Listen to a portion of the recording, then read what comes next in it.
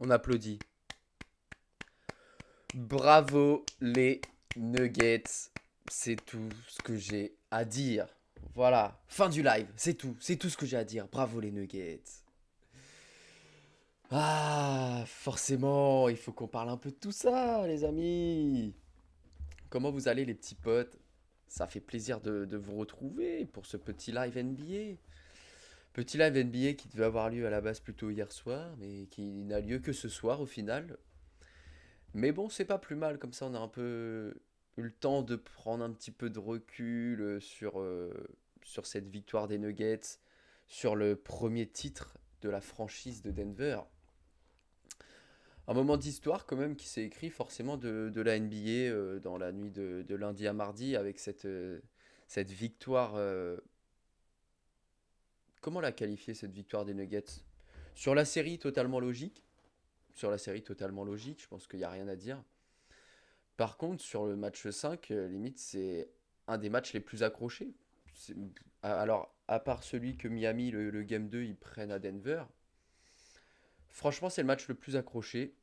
Et au final, on a cru un instant quand même que Miami allait réussir à forcer ce match 6 chez eux à domicile. Mais au final, non. Au final, non, parce que les Nuggets, à l'image de ces playoffs, encore une fois, en mode patron, tout simplement. En mode patron, tout simplement. Ils ont géré ça tranquillement et c'est beau. Franchement, c'est beau. Franchement, j'ai j'ai kiffé ces finales. J'ai kiffé ces finales, même si on aurait pu espérer qu'elles soient un petit peu plus longues, forcément. Mais franchement, c'était des finales très très plaisantes. Et ça vient conclure magnifiquement une saison 2022-2023 vraiment de haute qualité. De haute qualité. De toute façon, tranquillement, avec des petits streams comme ça, on va revenir un petit peu sur la saison régulière, sur déjà les playoffs aussi en eux-mêmes. Je pense que je ferai un petit live où on reviendra sur tous les playoffs dans leur globalité, les choses les plus ouf qu'on a vues, les trucs marquants, etc. Parce qu'en vrai, quand tu regardes comme ça, on a quand même eu de sacrés playoffs. On a quand même eu de sacrés playoffs, ça, y a rien à dire. Il y a rien à dire. Franchement, c'était c'était une belle saison. C'était une belle saison, voilà, vraiment, il n'y a rien à dire là-dessus. Et bon, en tant que fan des Lakers, bon, je suis toujours un petit peu dégoûté, forcément, forcément, parce qu'en plus, je pense que les Lakers avaient un petit coup à faire, mais il nous a manqué des petits trucs quand même. Il nous a manqué des petits trucs. Mais au final, franchement, sur le coup, alors, le sweep des Lakers en lui-même, déjà, c'est pas que j'en avais rien à foutre qu'on se soit fait sweeper, mais en fait, déjà, quand on était mené 3-0, j'avais compris que la série était terminée. Donc, franchement, qu'on perde 4-0 ou 4-1, j'en avais un peu rien à battre, tu vois. Et même si on avait perdu 4-1, ça changerait pas grand-chose à l'heure actuelle. Moi, ce que je retiens surtout des Lakers, c'est qu'on n'était pas si loin. En vrai, quand tu vois les finales, comment les Nuggets ont réussi à gérer tranquillement face à Miami, en vrai, tu te dis que les Lakers, ils ont posé une opposition qui était vraiment sérieuse. Parce qu'on est le seul sweep que les Nuggets ont mis sur ce run de playoff, puisque du coup, Minnesota, ça fait 4-1, les Suns, ça fait 4-2, les Lakers, ça fait 4-0 et Miami 4-1. Mais au final, le seul sweep qu'il y a eu, c'est face aux Lakers. Et quand tu regardes la physionomie des matchs, quand tu regardes comment s'est déroulée cette série, etc., c'était presque la série la plus serrée en fait dans le jeu.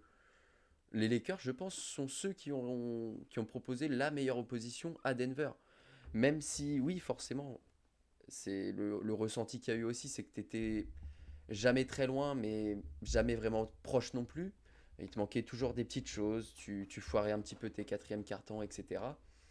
Mais en vrai, quand tu vois ce que les Nuggets comment les Nuggets ont déroulé en mode patron face au Heat, ben franchement, j'ai aucun regret d'avoir pris ce 4-0.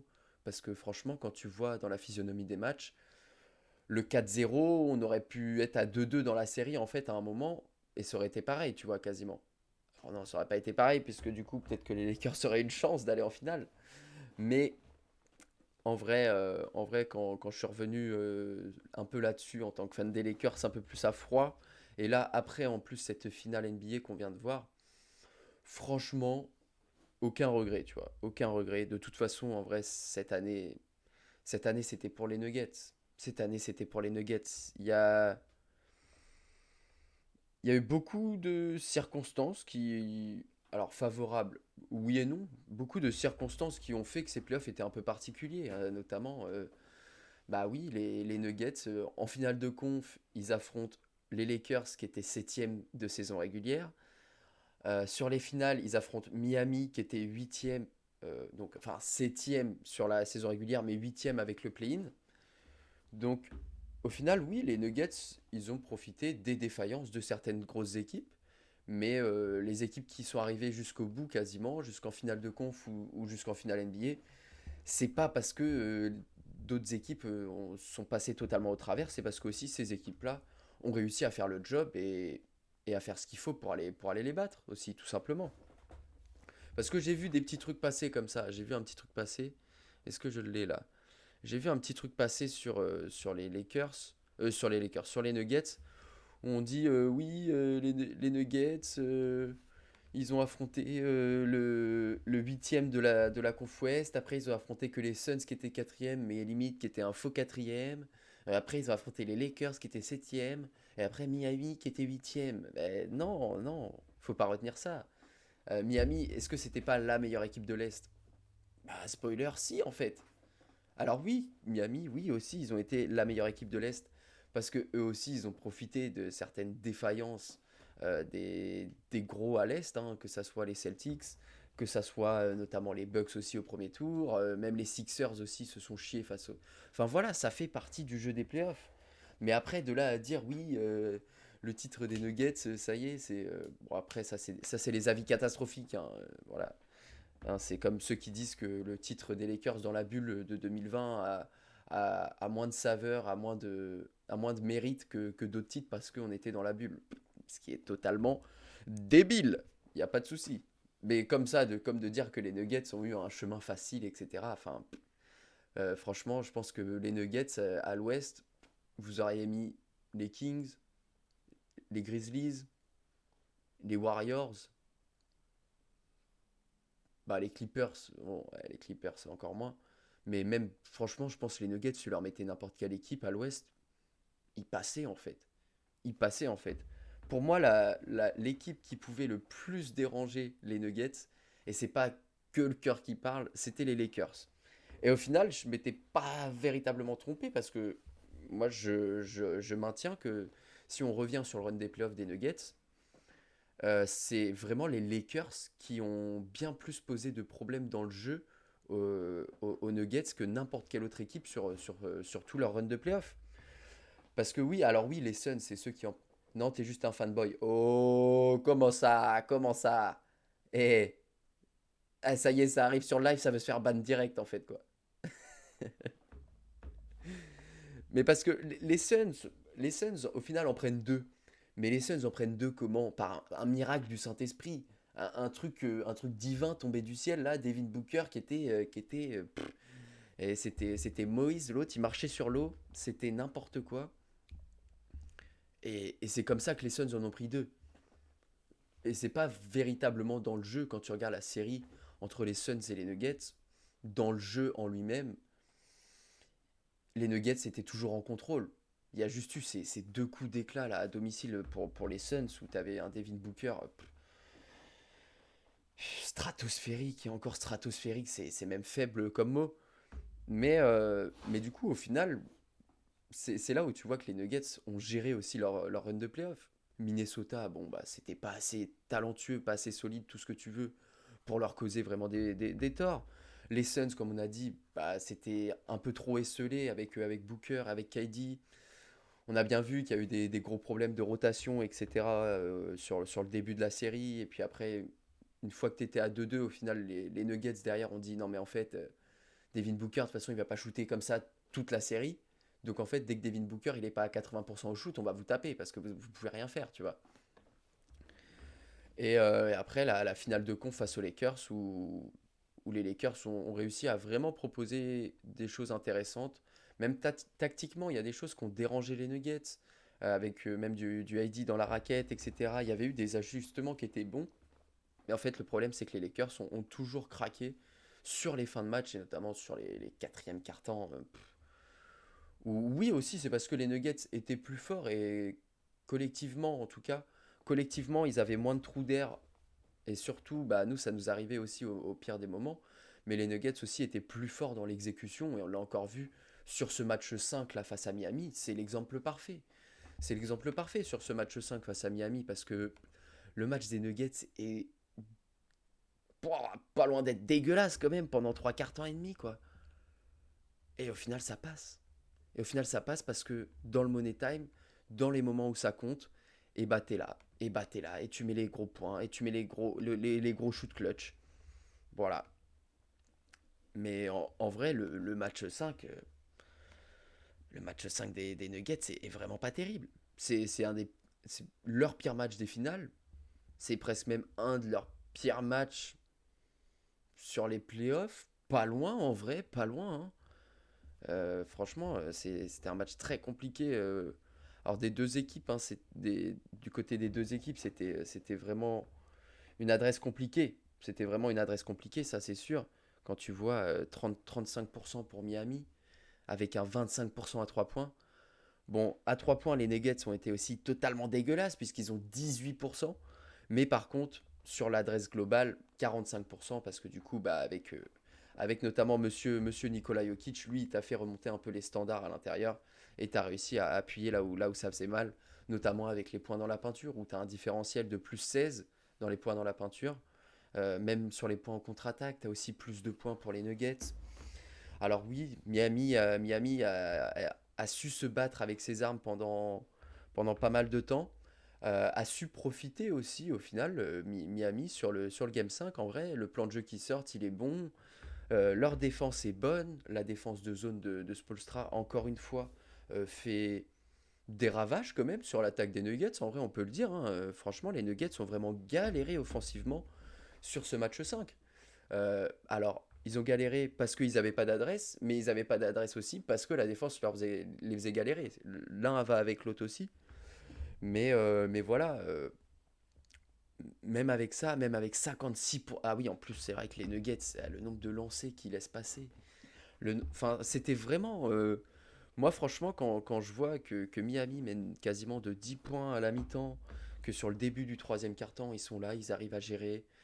Même jusqu'à la fin du troisième quart-temps, même quand les Nuggets commencent à repasser devant, Miami qui flanche un petit peu, mais qui ne rompt pas et qui reste quand même solide, qui reste dans la rencontre, tu te dis, ils vont être capables d'aller le faire. Hey, quatrième quart-temps, les Nuggets, ils sont arrivés, tac, allez, dégage, donne-moi la bague, là, c'est bon. On est à la maison, on veut célébrer maintenant. Le hit, c'est dehors. Quatrième quart-temps, vous existez pas. Et ben, on est passé d'une égalité quasiment.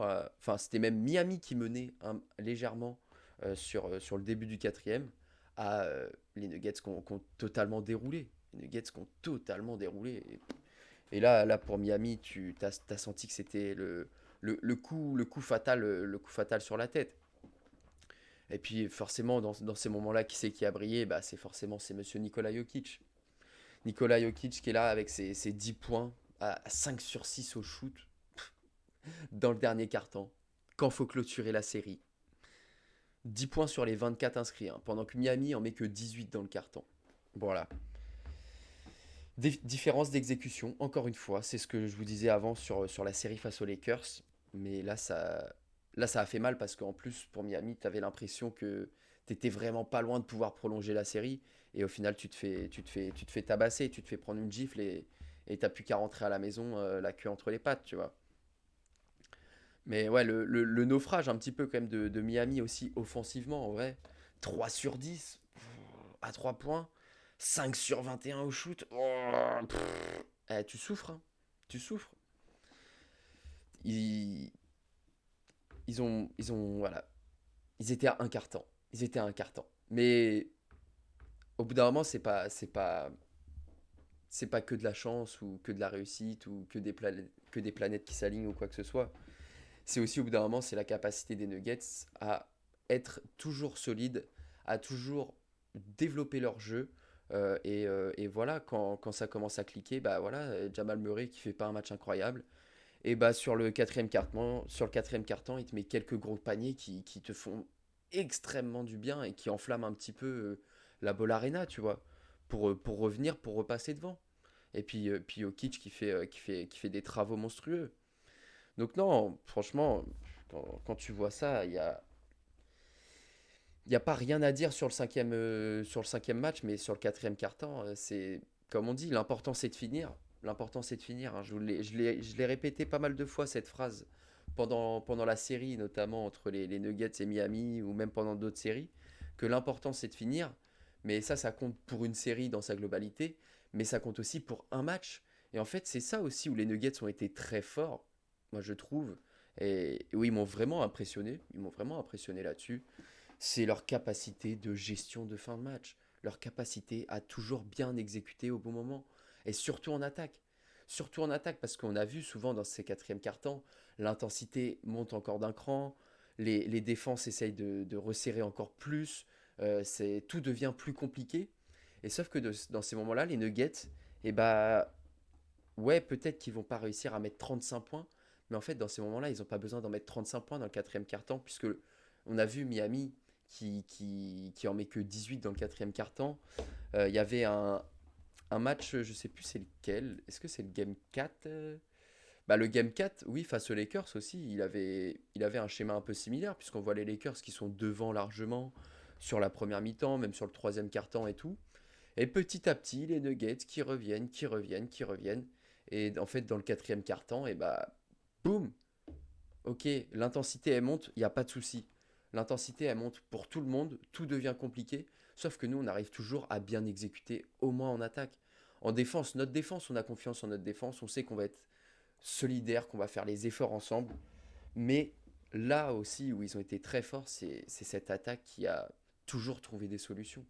Que ça soit du Jokic à l'intérieur, que ça soit Jamal Murray quand il a eu ses coups de chaleur parfois dans le quatrième quart-temps, que ça soit des role-players, du Porter Junior, du Gordon ou qui tu veux, du Bruce Brown, du KCP. En fait, les Nuggets ont toujours réussi à trouver une solution. T'as l'impression que des fois, ah, ils sont un petit peu en galère, ça va peut-être leur poser un peu problème, ça. Mais en fait, à chaque fois, non. À chaque fois, non, puisque à chaque fois, ils ont toujours trouvé la fucking solution. Et c'est pour ça qu'ils ont donné aussi ce sentiment un peu de domination quand même. Franchement, quand tu regardes les playoffs des Nuggets, qui les a vraiment inquiétés? La série la plus serrée sur le plan comptable, je l'ai dit, ça a été les Suns, où c'était à 2-2. Mais en vrai, quand tu regardes. Moi, j'avais regardé tous les playoffs de toute façon. Mais je me souviens quand j'ai regardé cette série, tu te disais, ok, en fait, t'es à 2-2. Ok, sur le plan comptable, 2-2, c'est parfait pour les Suns, tu vois, ils sont dans la série. Mais franchement, quand tu regardais les matchs, tu te disais, mais les Nuggets sont carrément un niveau au-dessus. Et en fait, les deux matchs que les Suns prennent, comme j'ai dit, c'est des miracles offensifs où Devin Booker porte quasiment à lui tout seul cette équipe des Suns. Alors qu'au final, quand tu regardais dans le jeu un peu plus en détail, tu voyais bien que les Nuggets étaient au-dessus. Et du coup, match 3, match 4, un peu plus compliqué pour Booker et KD offensivement. Eh bah tout de suite, les Nuggets, allez, boum, un aller-retour. Allez, ciao les Suns, nous on va en finale de conf. Et c'est ça en fait les Nuggets, moi, qui m'ont vraiment impressionné sur tout ce run de playoff. C'est voilà, toujours cette capacité. En fait c'est ça que avant les playoffs, il y avait beaucoup d'interrogations sur les Nuggets, on va pas se le cacher. Même, enfin, même un fan des Nuggets, peut-être, oui, il croyait fort, ça c'est normal.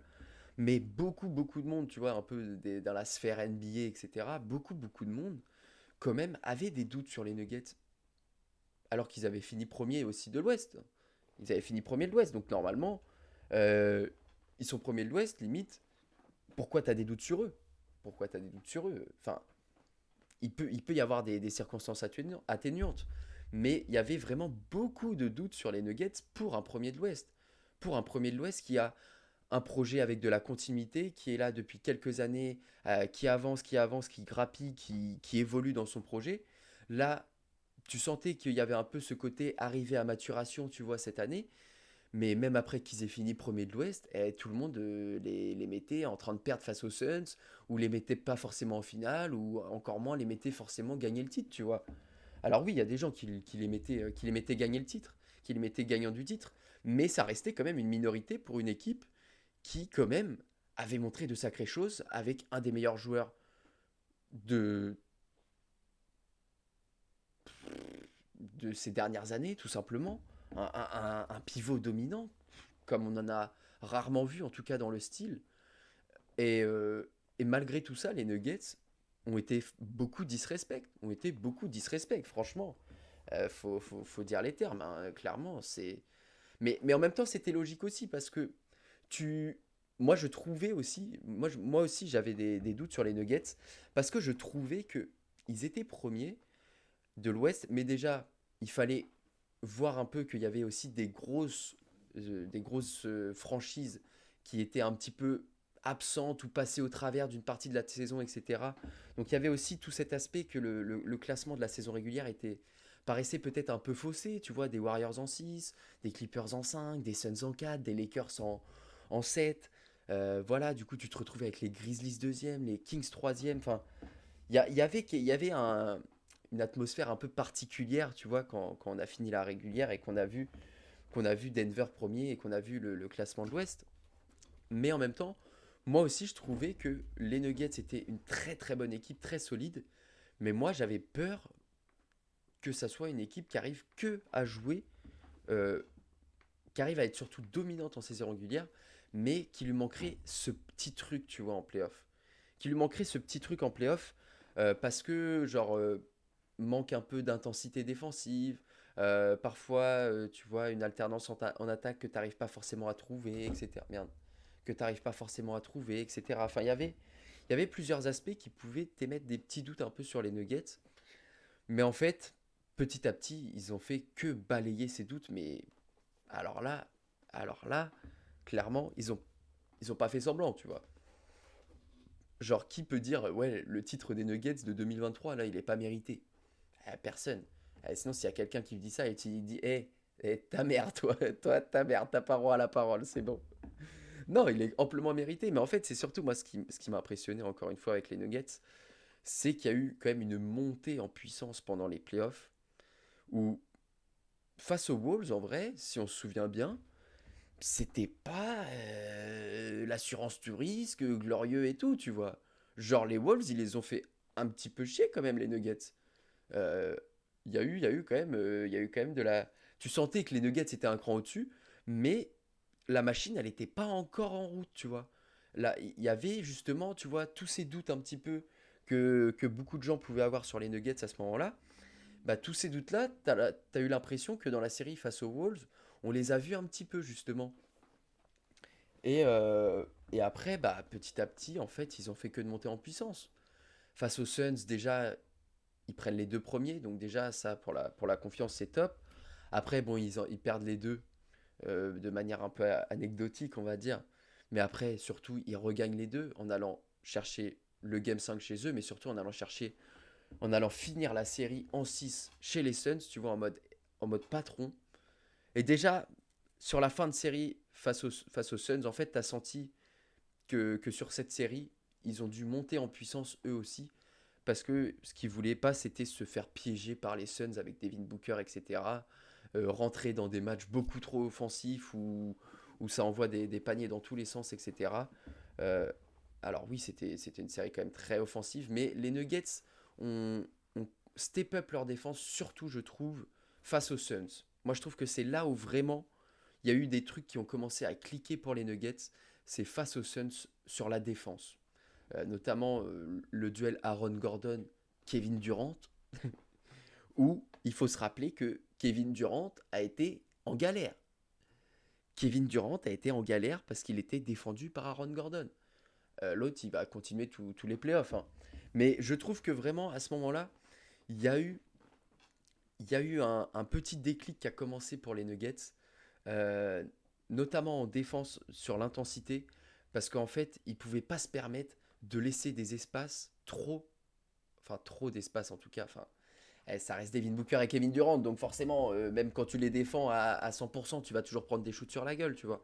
Mais ils ont compris à ce moment-là que si leur défense n'avait pas ce petit truc en plus, en termes d'intensité, en termes de concentration, en termes de capacité à répéter ça aussi, possession après possession, et bah que ça allait être compliqué pour eux et que ils pouvaient pas que se reposer sur leur attaque.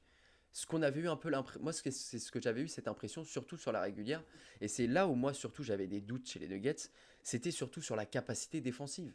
Oui, c'est une équipe très intelligente, etc., très soudée, et qui l'était déjà, et qui est s'est soudé encore plus sur tout le run de playoff. T'as l'impression que chaque match qu'ils ont gagné, chaque série qu'ils ont passé, en fait, ça a fait que toujours plus ressouder, encore plus fort les liens qu'ils avaient déjà entre eux. Et ça s'est vu sur les finales que ce collectif avait une confiance absolue sur n'importe quel membre de l'équipe, en fait. Sur tous les joueurs qui jouaient, confiance absolue. Confiance absolue.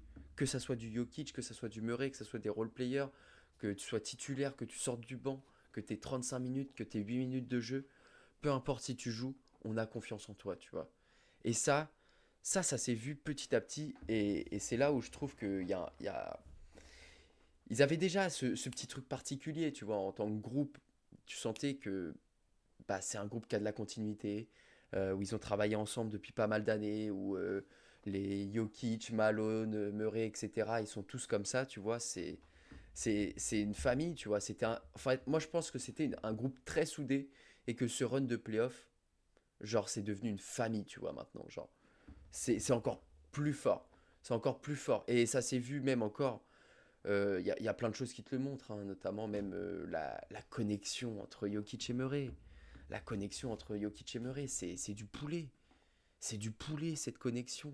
Visuellement, t'es là, tu prends ton pied là, devant ça. Le travail entre les deux, la manière de pouvoir se comprendre, jouer ensemble de la bonne façon, surtout jouer ensemble de la bonne façon, parce que tu peux jouer ensemble et que ça soit dégueulasse, mais c'est surtout jouer ensemble de la bonne façon, aussi instinctivement. Tu sens que c'est l'alchimie pure, tu vois, entre les deux. Genre, qui sont parfaits pour jouer l'un avec l'autre, qui se connaissent par cœur aussi, parce que ça fait des années qu'ils jouent ensemble déjà.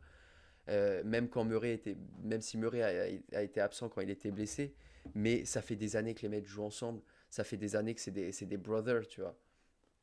Et là, sur le terrain, ça s'est exprimé d'une manière incroyable. Ça s'est exprimé d'une manière incroyable et ils ont fait un truc de grand malade mental. Ils ont fait un truc de grand malade mental en vrai. Il n'y a rien à dire. C'est le troisième duo all-time qui marque le plus de points par match sur une seule post-season. 56 points de moyenne à deux. Ils sont derrière les indétrônables, bien sûr, Shaq et Kobe, qui étaient à 60 points de moyenne à deux. Et KD et Steph en 2017. Donc ça, Shaq et Kobe, c'était en 2001. Et KD et Steph en 2017, qui étaient à 56,6. Donc en gros, Jokic, Murray, KD et Steph. Même niveau. Allô. Je sais pas si vous vous souvenez, enfin pour ceux qui regardaient la NBA à cette époque-là, mais si vous regardiez pas la NBA à cette époque-là, Kevin Durant et Stephen Curry.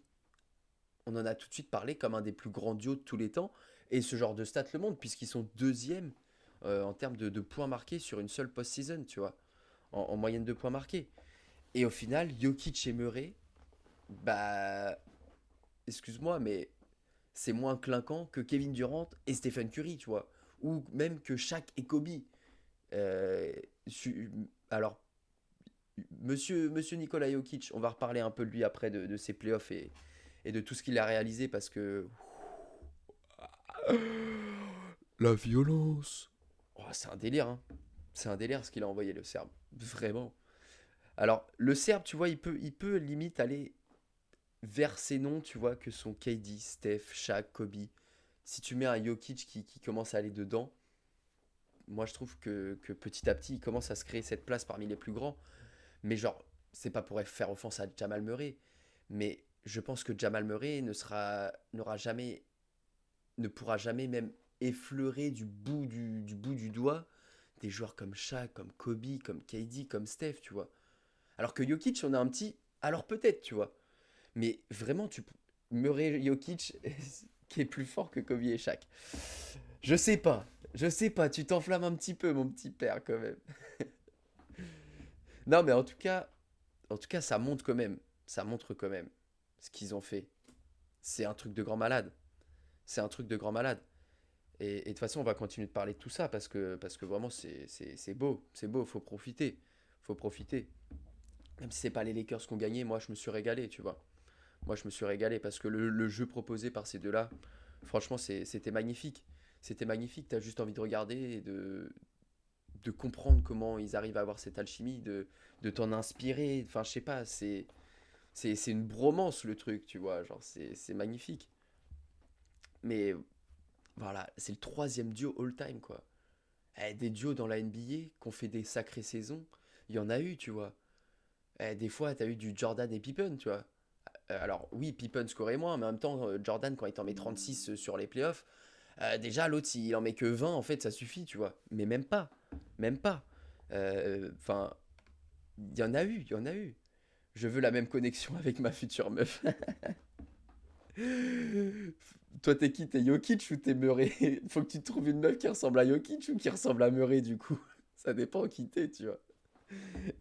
Est-ce que t'es le faux follet Murray qui tourne un peu autour ou alors t'es plutôt le Jokic, la pierre angulaire.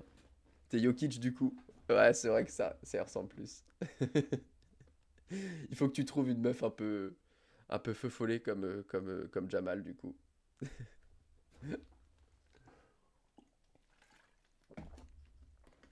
Ouais. Salut, tu vas bien? Ouais. Est-ce que tu connais le pick and roll? Non? Ah bah désolé, ça va pas le faire entre nous là.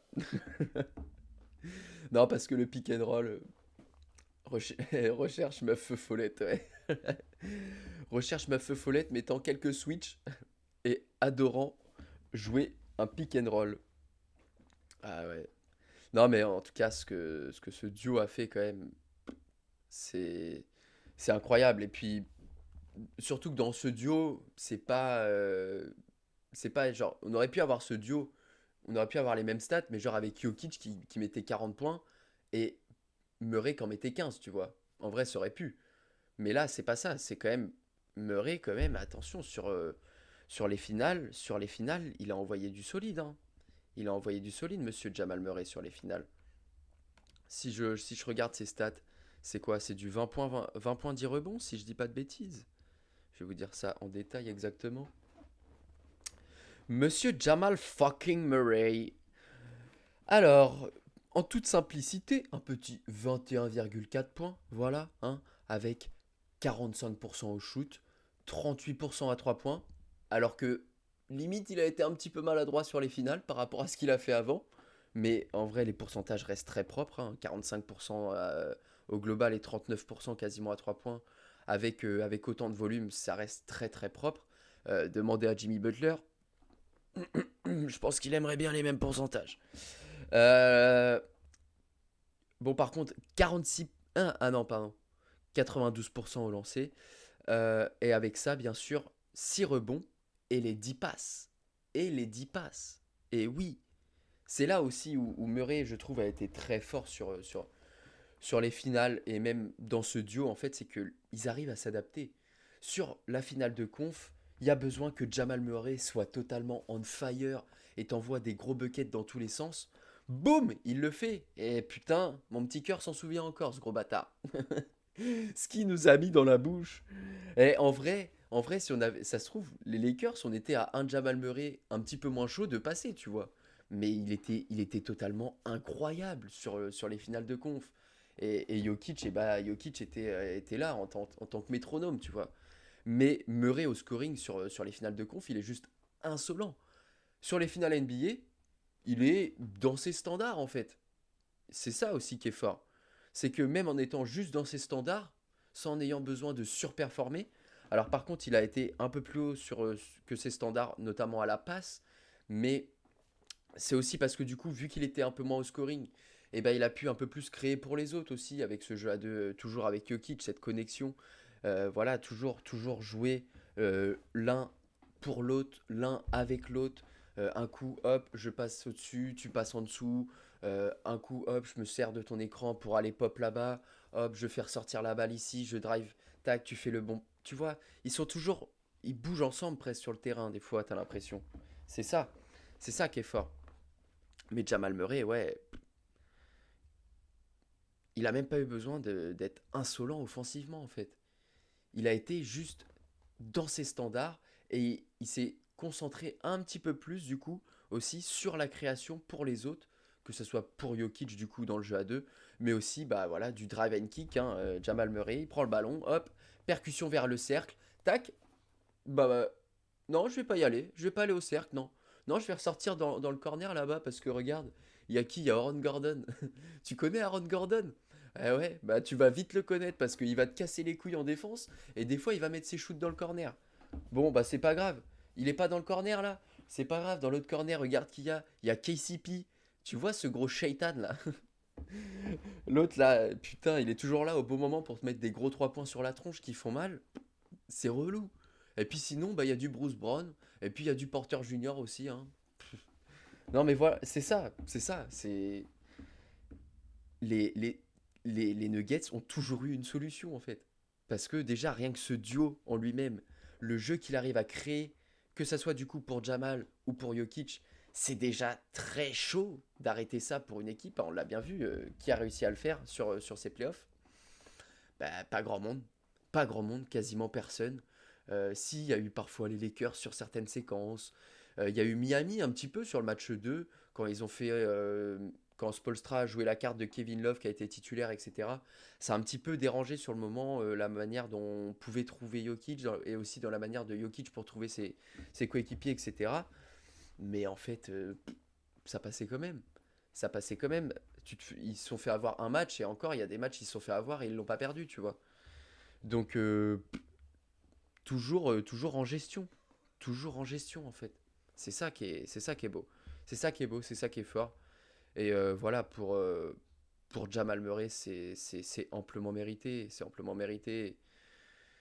Le mec a connu tellement de galères, a connu tellement de galères. Voilà, je vais vous montrer, on va voir quelques images, mais ça là, de voir Jamal Murray en larmes comme ça, même sans être fan des Nuggets, je t'avoue que même moi j'avais les frissons, tu vois. T'as limite la petite larme à l'œil quand même. Parce que c'est beau, parce que c'est beau, c'est légendaire ce qu'ils ont fait.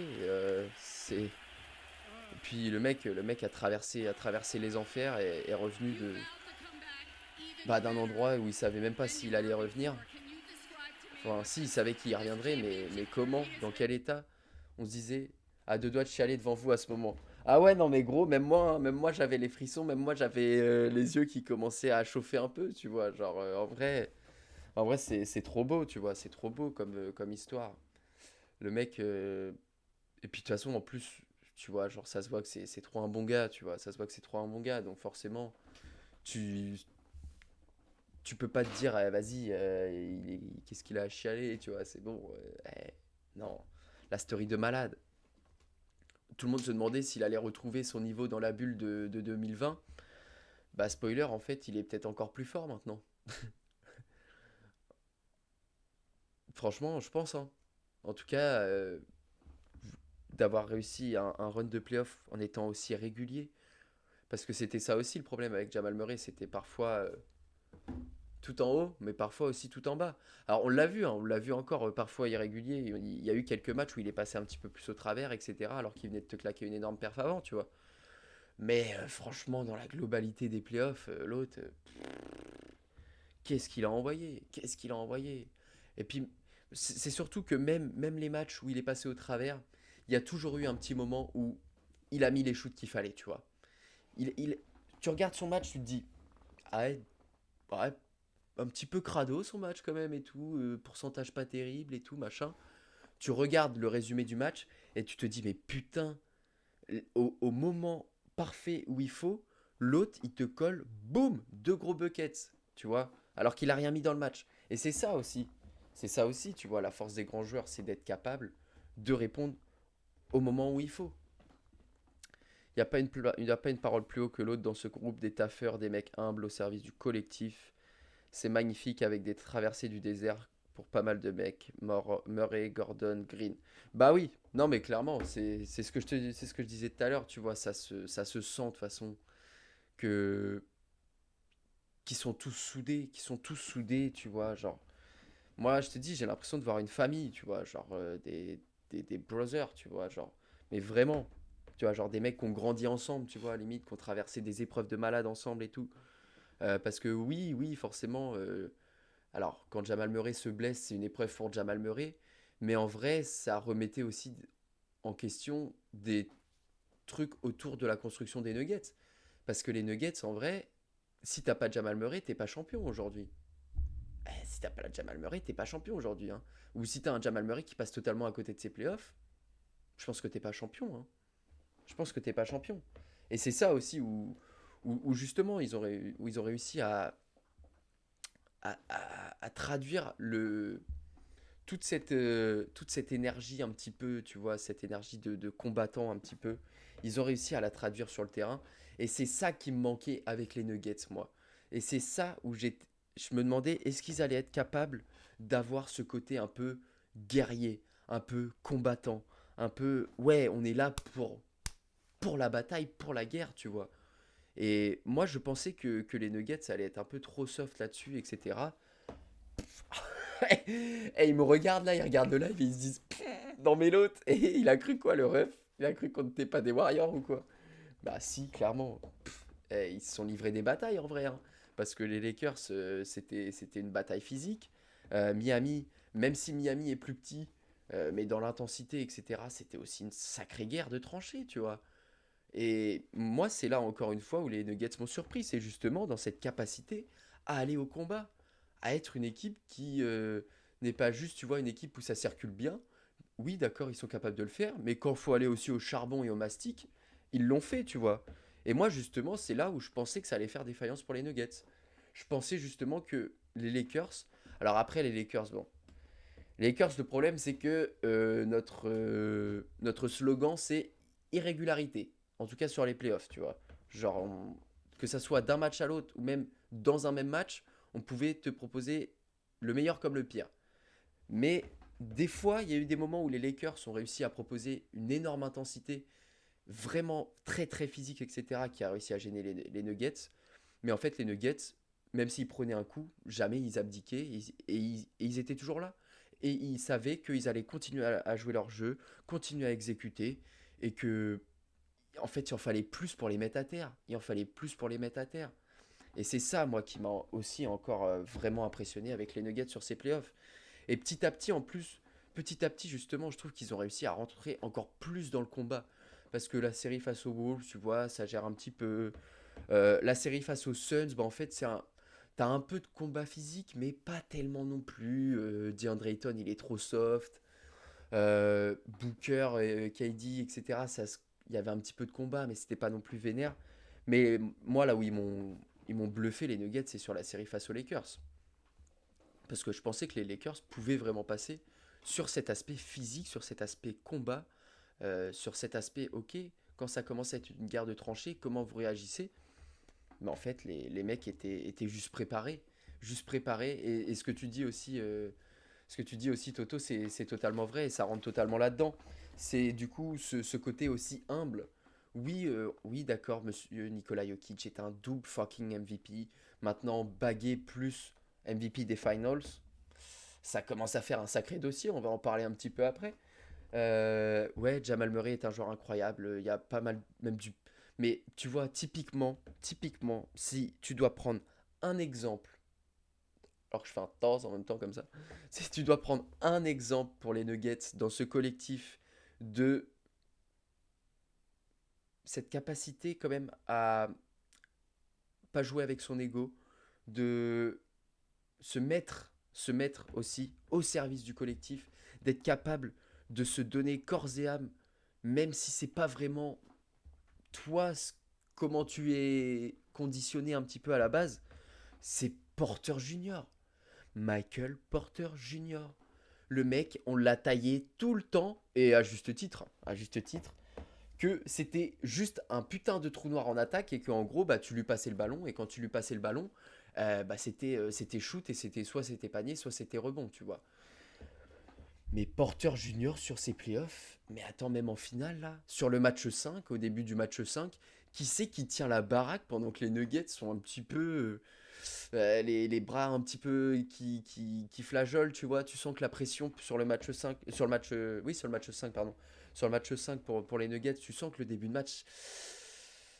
Tu sens qu'il y a la pression qui peut vite te bouffer et qui est en train de te tétaniser un petit peu, etc. Qui c'est qui est là dans le combat partout? C'est Porter Junior. Il va te mettre des gros paniers. En défense, il s'arrache. Il va te chercher des gros rebonds. Mais tu te dis, mais putain de merde.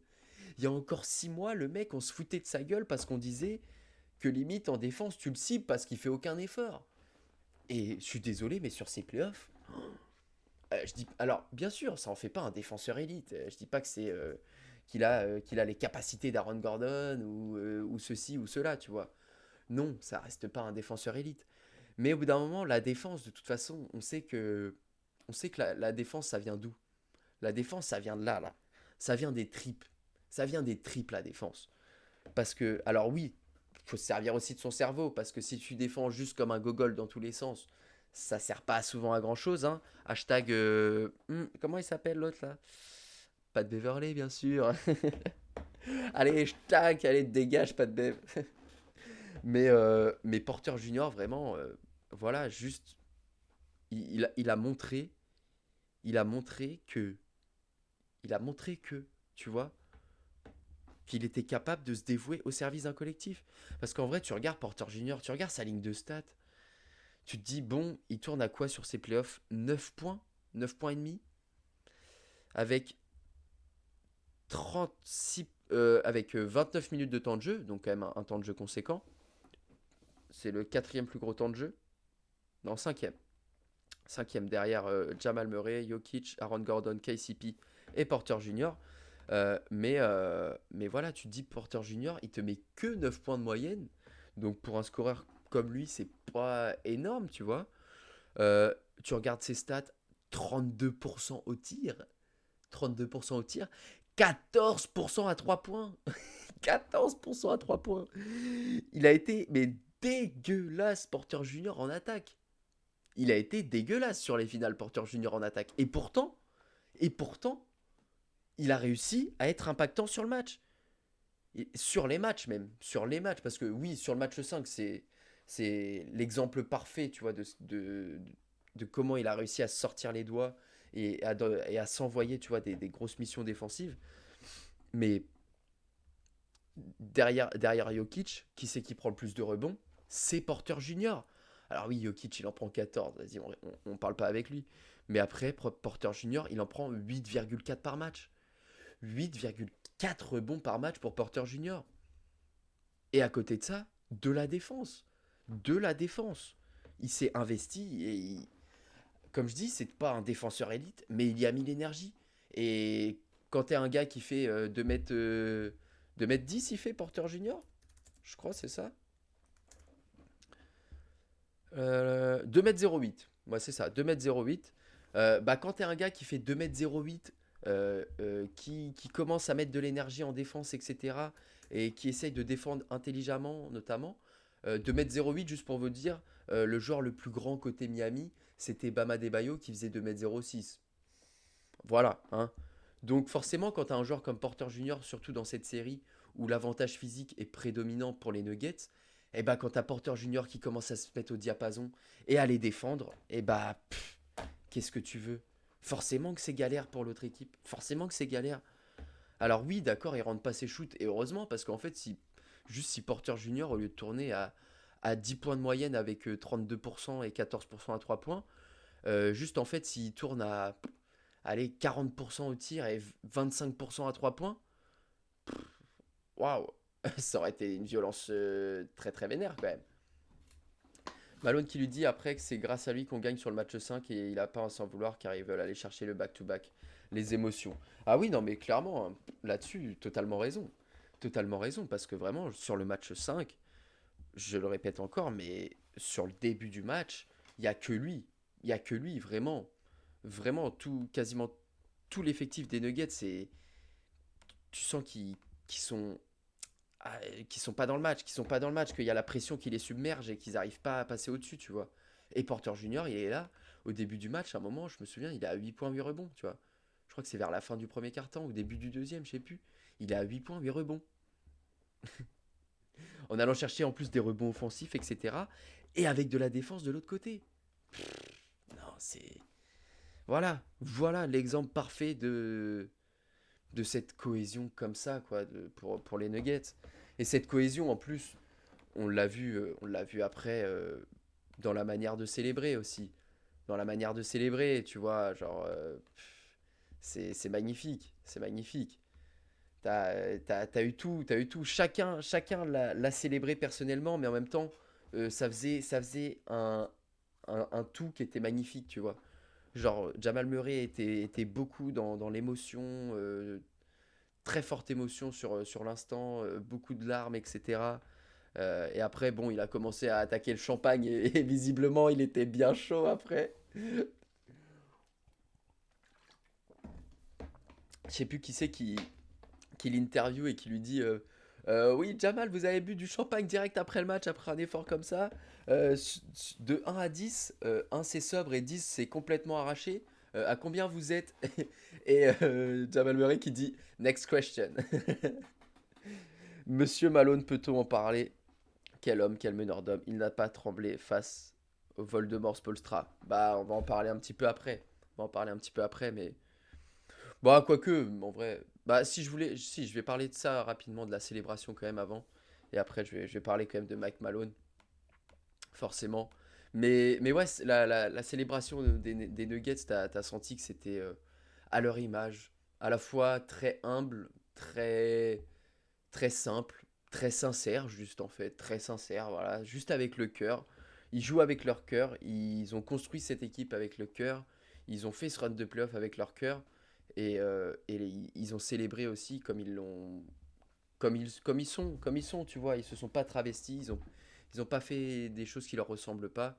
Mais moi, j'ai trouvé ça marrant parce que du coup, ça faisait vraiment un truc quand même qui allait bien tous ensemble, alors que chacun vraiment a célébré totalement différemment. Voilà, je disais Jamal Murray avec les larmes qu'on a vues avant. Tu vois, est-ce que, bah voilà, tu vois Aaron Gordon qui va turn up. Lui aussi, qu'est-ce qu'il a fait comme travaux, Monsieur Aaron Gordon. Et qui va turn up avec les fans là et tout. Non, en vrai, ça c'est énorme, tu vois. Est-ce qu'il y a l'autre vidéo? Non, j'ai pas l'autre. Et puis voilà, Jokic et Jamal Murray aussi qui célèbrent ensemble. Voilà, c'est magnifique avec Malone derrière. Qu'est-ce que tu veux dire? C'est beau, tu vois. Juste, c'est.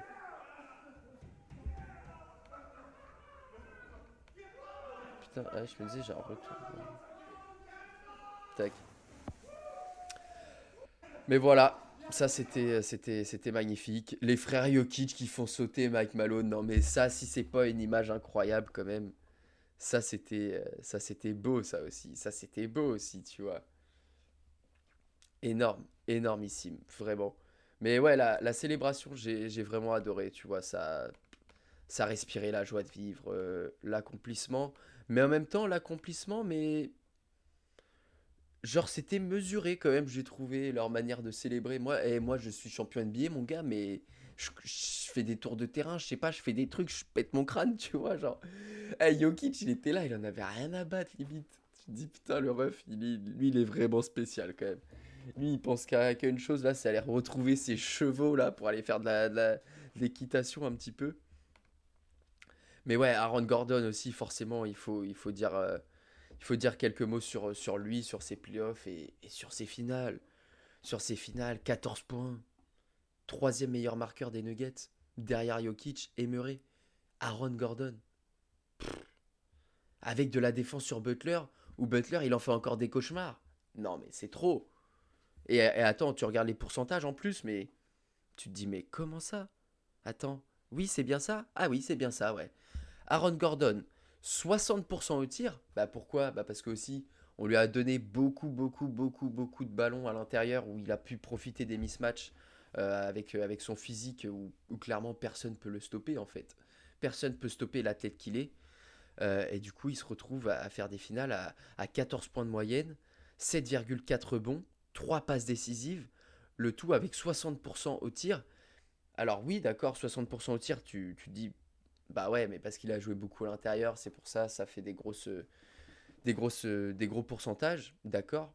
À 3 points, 55%. Alors oui, il en prend à peine 2 par match, mais en fait, c'est ça aussi. C'est ça aussi, c'est en fait la confiance que tu peux avoir pour Jokic, Murray, et même pour tout le groupe dans sa globalité, c'est aussi ça. C'est aussi ça, c'est que tu sais que chaque joueur est capable et t'as pas peur de lui lâcher la balle. T'as pas peur de lui lâcher la balle. Et Aaron Gordon, voilà, meilleur défenseur des finales. Ah bah oui. Ah, quoique. Il y a quand même Bama Debayo. Bama Debayo, en vrai, j'en reparlerai. Peut-être je ferai une vidéo sur Miami, je sais pas, on verra. Peut-être qu'on reparlera un peu de tous ces playoffs. Bama Debayo a sorti quand même du lourd sur les finales NBA. Même si il pouvait pas faire grand chose de plus face à Jokic, qu'il était bien trop esselé, etc. En défense, Bama Debayo, il s'est quand même envoyé du sacré steak, quoi. Mais ouais, Gordon a réussi quand même à éteindre Butler au final, quoi. Et du coup, Gordon, tu te dis, donc sur le run de playoff, alors, t'as défendu sur KD, tu l'as bien fait galérer. T'as défendu sur LeBron, limite, c'est presque celui qui s'en est le mieux sorti, mais tu l'as fait chier quand même. Et en finale, t'as totalement outplay Monsieur Jimmy Butler. L'impact physique que tu l'as mis dans la tronche à Butler, jamais il a su l'encaisser ou le rendre ou réussir à s'adapter ou quoi que ce soit. Qu'est-ce que tu veux? Et puis voilà, rapidement pour dire un mot sur tous les autres joueurs, Bruce Brown, dès qu'il sort du banc, là, c'est un enfer. On va voir, est-ce qu'il va être conservé? Ça va être un peu un des seuls dossiers de cette saison pour les Nuggets. Bruce Brown qui est agent libre. Forcément, pour les Nuggets, tu as envie de le re-signer. Mais là, je pense qu'il y a beaucoup d'équipes NBA qui vont se ramener à la porte de monsieur Bruce Brown et qui vont faire: Tu veux un gros chèque, mon gars, ou quoi? Un gros chèque et une place de titulaire, ça t'intéresse? Allez, viens. Et forcément, peut-être que Bruce Brown, il pourrait avoir. Tu vois, dans ces moments-là, bon, bah, tu viens de gagner un titre, des fois, tu as un peu ce. Voilà. Tu as accompli ta mission et tu peux aller vers une autre maintenant. Donc, on verra ce que va faire Bruce Brown. Mais clairement, ça va être un des seuls trucs qui va bouger un petit peu. Après, tu as Porter Junior, on en a parlé. KCP, bah écoute, bah tu vois, il y a ce genre de joueurs, tu vois. Bizarrement, ils sont toujours là dans les runs de playoff, tu vois. Et ils arrivent toujours à apporter quelque chose. Alors pourtant, KCP fait pas des immenses finales. Il avait fait des meilleures finales avec les Lakers, je trouve. En termes d'adresse, en tout cas. Là, il fait que 35% au shoot, 26% à 3 points. C'est quand même un petit peu, pas crado, mais un petit peu quand même. Euh, mais bon, c'est joueur d'expérience. Joueur d'expérience, il rentre, tu sais qu'il va t'apporter de la défense, tu sais que quand il va falloir prendre des shoots, il va en prendre quelques-uns et qu'il va t'en mettre quelques-uns aussi. Voilà, c'est le genre de vétéran que tu as envie d'avoir dans ton vestiaire quand tu dois faire un round de playoff et quand tu dois jouer des finales NBA. Et voilà, il était là avec les Lakers et il a fait un sacré boulot. Il était là avec les Nuggets et il a fait un sacré boulot. Et je serais pas étonné de le voir soit continuer avec les Lakers, soit avec les Nuggets, pardon, soit d'essayer d'aller chercher une autre mission un peu aussi, tu vois. Christian Brown, le dynamiteur qui fait le doublé NCAA NBA. Et oui, bah justement, j'allais passer à lui, le rookie dans un corps de vétéran. Enfin, le vétéran dans un corps de rookie plutôt, parce que sinon, sinon ça fait un truc bizarre. Mais ouais, voilà, c'est Christian Brown là en sortie de banc, L'autre, au début des playoffs, il jouait 5 minutes peut-être, allez, 5-6 minutes. Il en a joué 16 de moyenne sur les finales. Et l'impact quand il est rentré. Et c'est là aussi où on dit, tu vois, genre les Nuggets, la guerre, la bataille. Et bah quand t'as ce genre de joueur qui rentre en sortie de banc et qui vient tout dynamiter comme ça, qui vient apporter une énergie défensive folle en attaque, qui va être tout le temps très très très agressif vers le cercle notamment, et bah c'est trop chiant. Et bah c'est trop chiant pour l'équipe en face. C'est trop chiant pour l'équipe en face.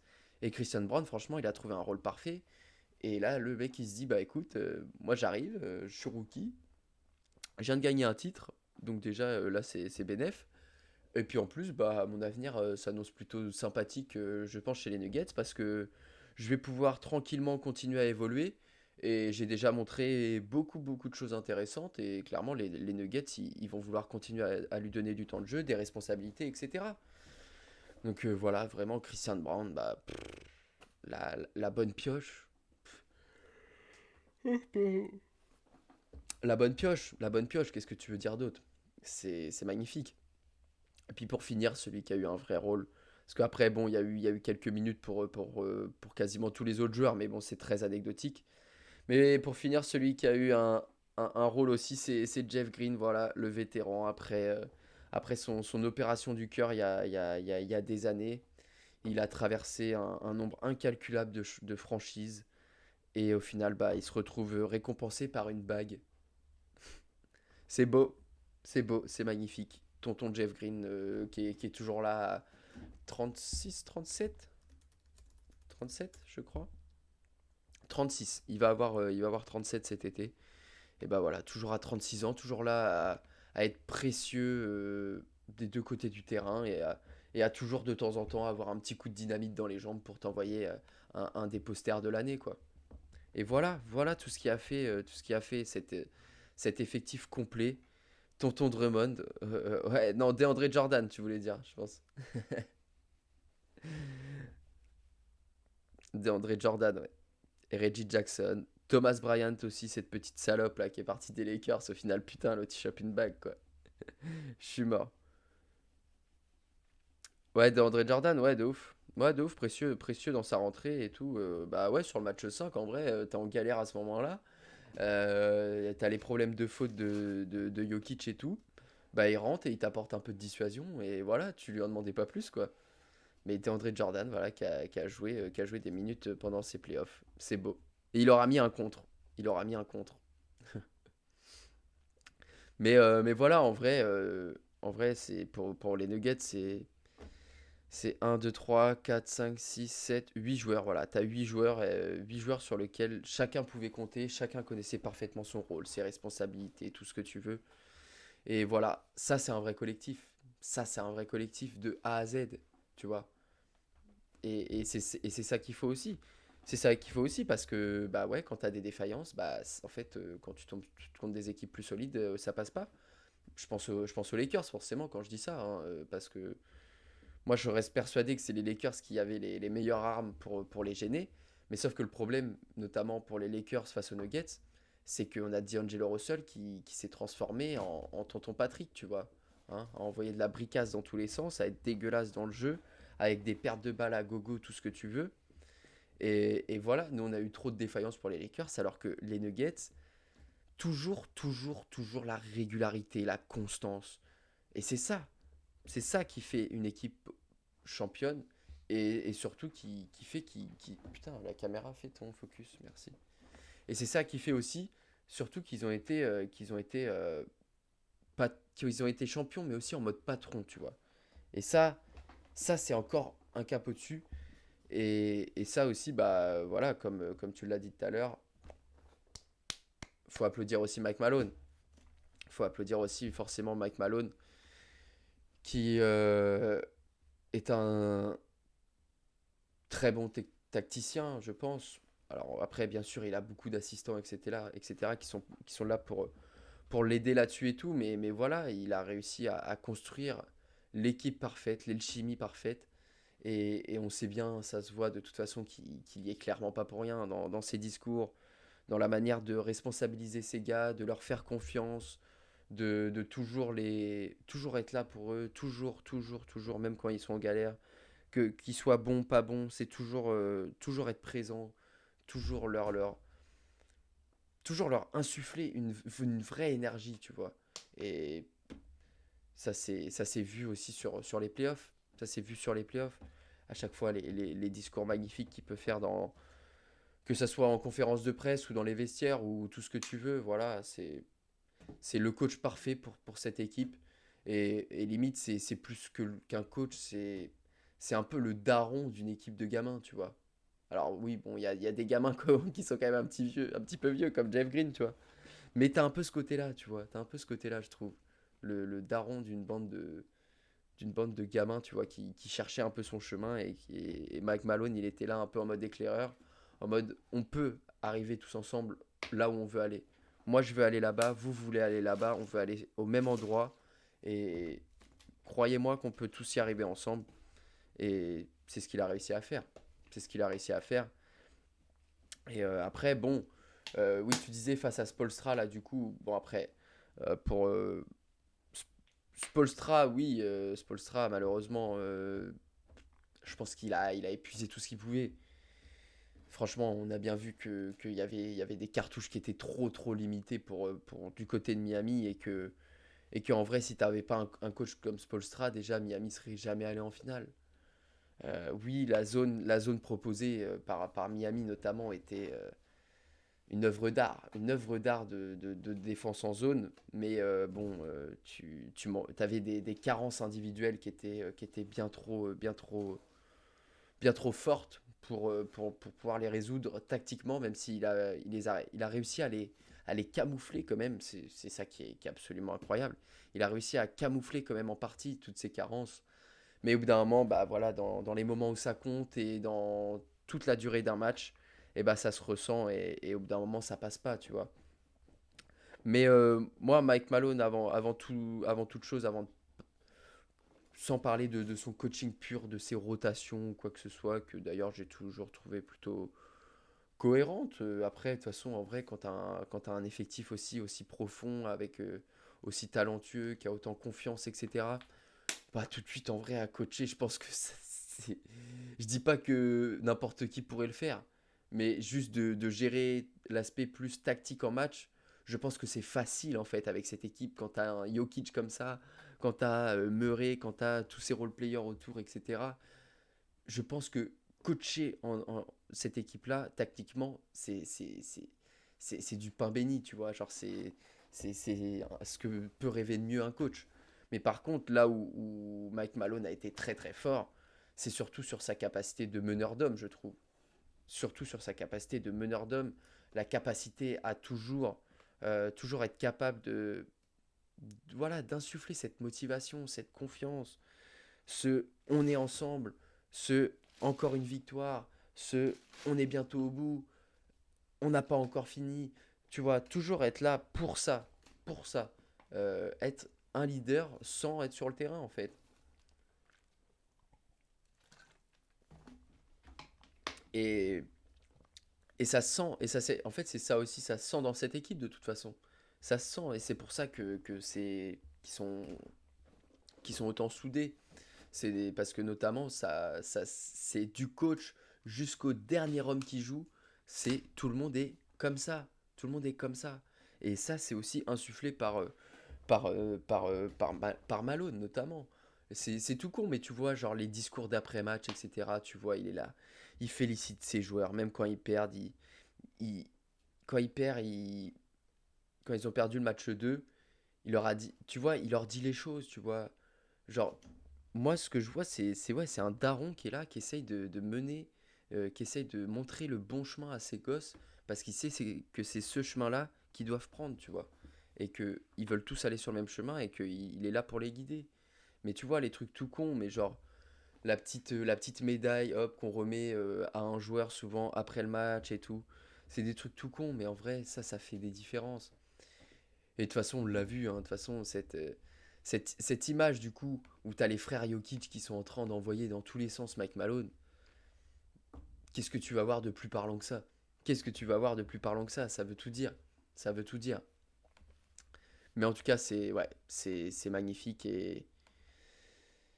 Et comme l'a dit Malone et comme l'ont dit aussi quasiment tous les joueurs, bah en fait, on a gagné, mais on va pas se satisfaire de ça. On va pas se satisfaire de ça parce que on sait que on est peut-être sur les prémices de bien plus. Ils peuvent en tout cas. Ils peuvent en tout cas. Notamment parce que contractuellement parlant, comme je vous le disais tout à l'heure, tout le monde est sous contrat. Donc voilà, Jokic, boum, t'es dans ton max, il n'y a pas de souci. Jamal Murray, il te reste encore 2 ans de contrat. Michael Porter Jr., bah, t'avais signé ta grosse quicheta. Donc il n'y a pas de souci. Aaron Gordon, il te reste 2 ans de contrat avant d'avoir une player option en 2025-26. KCP, il lui reste 1 année de contrat avant d'avoir une player option. Le seul, t'as Christian Brown forcément qui est dans son contrat rookie. Donc déjà, en fait, t'as ton 5 majeur, hein, Jokic, Murray, Porter Jr., Aaron Gordon, KCP. Voilà, ça c'est ton putain de 5 majeur. À côté, t'es sûr et certain d'avoir ton Christian Brown aussi. Donc en vrai, déjà, t'as 6 joueurs, donc il t'en manque peut-être encore un ou deux. Parce que du coup, Jeff Green, lui, il va être agent libre. Est-ce qu'il va re-signer? Est-ce qu'il va pas re-signer? Voilà, ça, on sait pas trop. Après, c'est le genre de joueur, je pense, que tu peux réussir à retrouver un petit peu dans un rôle similaire, même si je pense que les Nuggets seraient bien contents de garder un petit tonton Jeff Green comme ça sur la sortie de banc parce que c'est plutôt pas mal. La seule interrogation en fait pour les Nuggets, elle est sur le cas Bruce Brown. Parce que oui, il touchait 6 millions, 6 millions 5 là cette année. Autant dire que t'étais bien. Là, la player option à 6 millions 8. Bon, je suis pas divin ni dans les petits papiers de Bruce Brown. Mais vu les finales, enfin vu les playoffs, même les finales qu'il a fait et tout, je pense que Bruce Brown il va dire désolé les gars, mais je vais décliner ma player option pour essayer de prendre un peu plus de Kishta quand même. Faut voir ce que vous pouvez me proposer vous. Peut-être que Bruce Brown a avant tout aussi envie de rester. Je crois que c'est ce qu'il disait un petit peu aussi, que l'argent on va voir, mais qu'il y a peut-être aussi plus important. Après, oui, bien sûr, il dit ça, mais bon, si on lui propose un contrat à 8 millions, je pense qu'il va faire la gueule, tu vois, parce que je pense qu'il peut en prendre 15, mais large, tu vois. KCP, il en prend 15. Bruce Brown, il va être au moins sur ce type de contrat-là, quoi. Et puis après, bon, t'as du Reggie Jackson, DeAndre Jordan, Thomas Bryant, Ish Smith, tout ça, c'est en fin de contrat. Donc après, bon, tu vas avoir ces joueurs un petit peu de rotation de saison régulière ou des rookies, etc. Tu vois, qui vont arriver, mais ça reste anecdotique. Mais en vrai, surtout pour les Nuggets, bah, tu m'étonnes qu'ils ont en tête le back-to-back. Tu m'étonnes qu'ils ont en tête le back-to-back. Et j'ai vu les cotes des parieurs, etc. Bah en fait, ils mettent déjà tous les Nuggets favoris pour le back-to-back la saison prochaine. Et en vrai, c'est plutôt logique, hein. C'est plutôt logique parce qu'en fait, tu vois que cette équipe-là, elle est vraiment à son prime. L'équipe, tu vois, dans sa globalité, elle est, elle est tellement soudée, tellement ça joue bien, des deux côtés du terrain, tu te dis, ils peuvent le faire. Moi, je pense que les Nuggets ont vraiment une chance. Alors, est-ce que ça sera un back-to-back? Faut voir. Parce qu'un back-to-back, on se rend pas compte, mais un back-to-back, c'est d'une violence à réussir à faire. Euh, sur la Dynasty Warriors, ils ont réussi à faire un seul back-to-back. Bon, voilà. Un back-to-back, c'est quelque chose de très très compliqué. Alors imaginez ceux qui ont fait un three-peat, hein, quand on gagnait 3 d'affilée, que ce soit à l'époque Jordan où il en fait 2 ou Kobe aussi, qu'en a fait un. Euh, mais je pense que les Nuggets, là vraiment, ils vont arriver et ils vont être en mode non mais les gars, vous avez pas compris, nous on vient d'aller chercher la première bague, le premier titre de l'histoire de Denver, mais en fait, on regarde notre effectif, on regarde nos finances, on regarde la concurrence et on se dit rendez-vous la saison prochaine parce que nous, on va revenir et nos ambitions, ça va pas être de finir dans le top 3 de la Conf Ouest, hein. Nous, nos ambitions pour les Nuggets, c'est on revient, on retabasse tout le monde, on refinit premier de l'Ouest et on repart pour un gros run de playoff. Et clairement, ils ont des moyens, ils ont des arguments à faire valoir. Alors après, il faudra voir, bien sûr, il y a des choses qui vont bouger aussi hein, à l'ouest. Est-ce que les Grizzlies, bon, on va voir le cas Morant, etc. Les Kings, est-ce que ça va réussir à s'améliorer un peu? D'accord, peut-être, mais ça sera encore trop loin. Les Suns, avec Chris Paul qui va partir, etc. Enfin bon, t'as beaucoup de flou là-dessus aussi. Les Warriors, pareil, t'es dans le flou. Est-ce qu'on est sur la fin de la dynastie? Ça y ressemble un peu. Est-ce que tu vas repartir avec les vétérans, tout ça? Tu sais pas.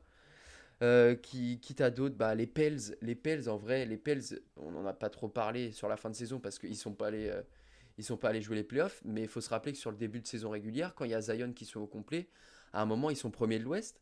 Mais sauf que, bah, pareil, hein, est-ce que Zion, il va être plus chaud à aller baiser des prostituées? Enfin, pas, non, pas des prostituées, pardon. Une porn star, pardon.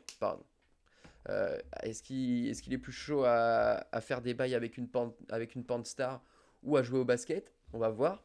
Euh, les Lakers, les Lakers, à voir. Il peut y avoir une belle continuité de groupe, mais en vrai, il y a des interrogations aussi.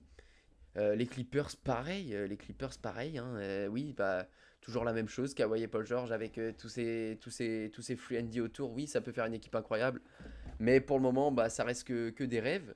Donc en vrai, on va voir aussi hein, ce qui va se passer cet été. Il va forcément y avoir pas mal de mouvements sur la free agent, etc. Euh, on le sait bien, hein, on le sait bien ça peut aller très vite aussi en NBA dans un sens comme dans l'autre. Ça se trouve, il y a, je sais pas qui, une équipe là qui va réussir à faire le move de malade qu'il faut, qui vont réussir à cliquer et boum, ils vont se retrouver propulsés tout en haut.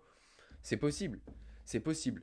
Mais en tout cas, les Nuggets, ils regardent l'Ouest et ils se disent, bon, bah écoutez, nous, ça fait 5 6 ans qu'on joue ensemble, on est dans notre continuité, on peut encore assurer cette continuité, surtout d'un point de vue financier, ça c'est important parce que on voit pas mal d'équipes des fois qui arrivent aussi à cette limite où oui, d'accord, ils arrivent à faire un gros truc en playoff, parfois aller chercher une bague, mais en fait derrière, tu peux pas du tout assurer la continuité du groupe financièrement et du coup, bah en fait, tu fais qu'un one shot.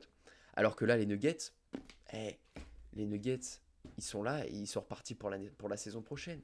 Là, ils vont célébrer un petit peu, mais crois-moi bien que déjà dans toutes les têtes, il y a un seul objectif, c'est de revenir l'année prochaine encore plus fort. Encore plus fort. Et ils ont moyen. Et ils ont moyen de fou. Ils ont moyen de fou. Là, on a vu vite fait, j'ai cité toutes les équipes de l'Ouest. Il y a qui peut faire peur là-dedans? Pour le moment, pas grand monde. Les Nuggets ont un temps d'avance en termes de construction d'effectifs, etc. Ils ont pour le moment un temps, voire 2 temps d'avance pour d'autres équipes. Mais même sur les meilleures équipes de l'Ouest, ils ont encore un cran d'avance, tu vois. En termes de cohésion d'équipe, en termes de jeu, en termes de tout ce que tu veux. Et c'est pour ça que les Nuggets, vraiment, moi je pense qu'ils vont être un très sérieux contender pour la suite.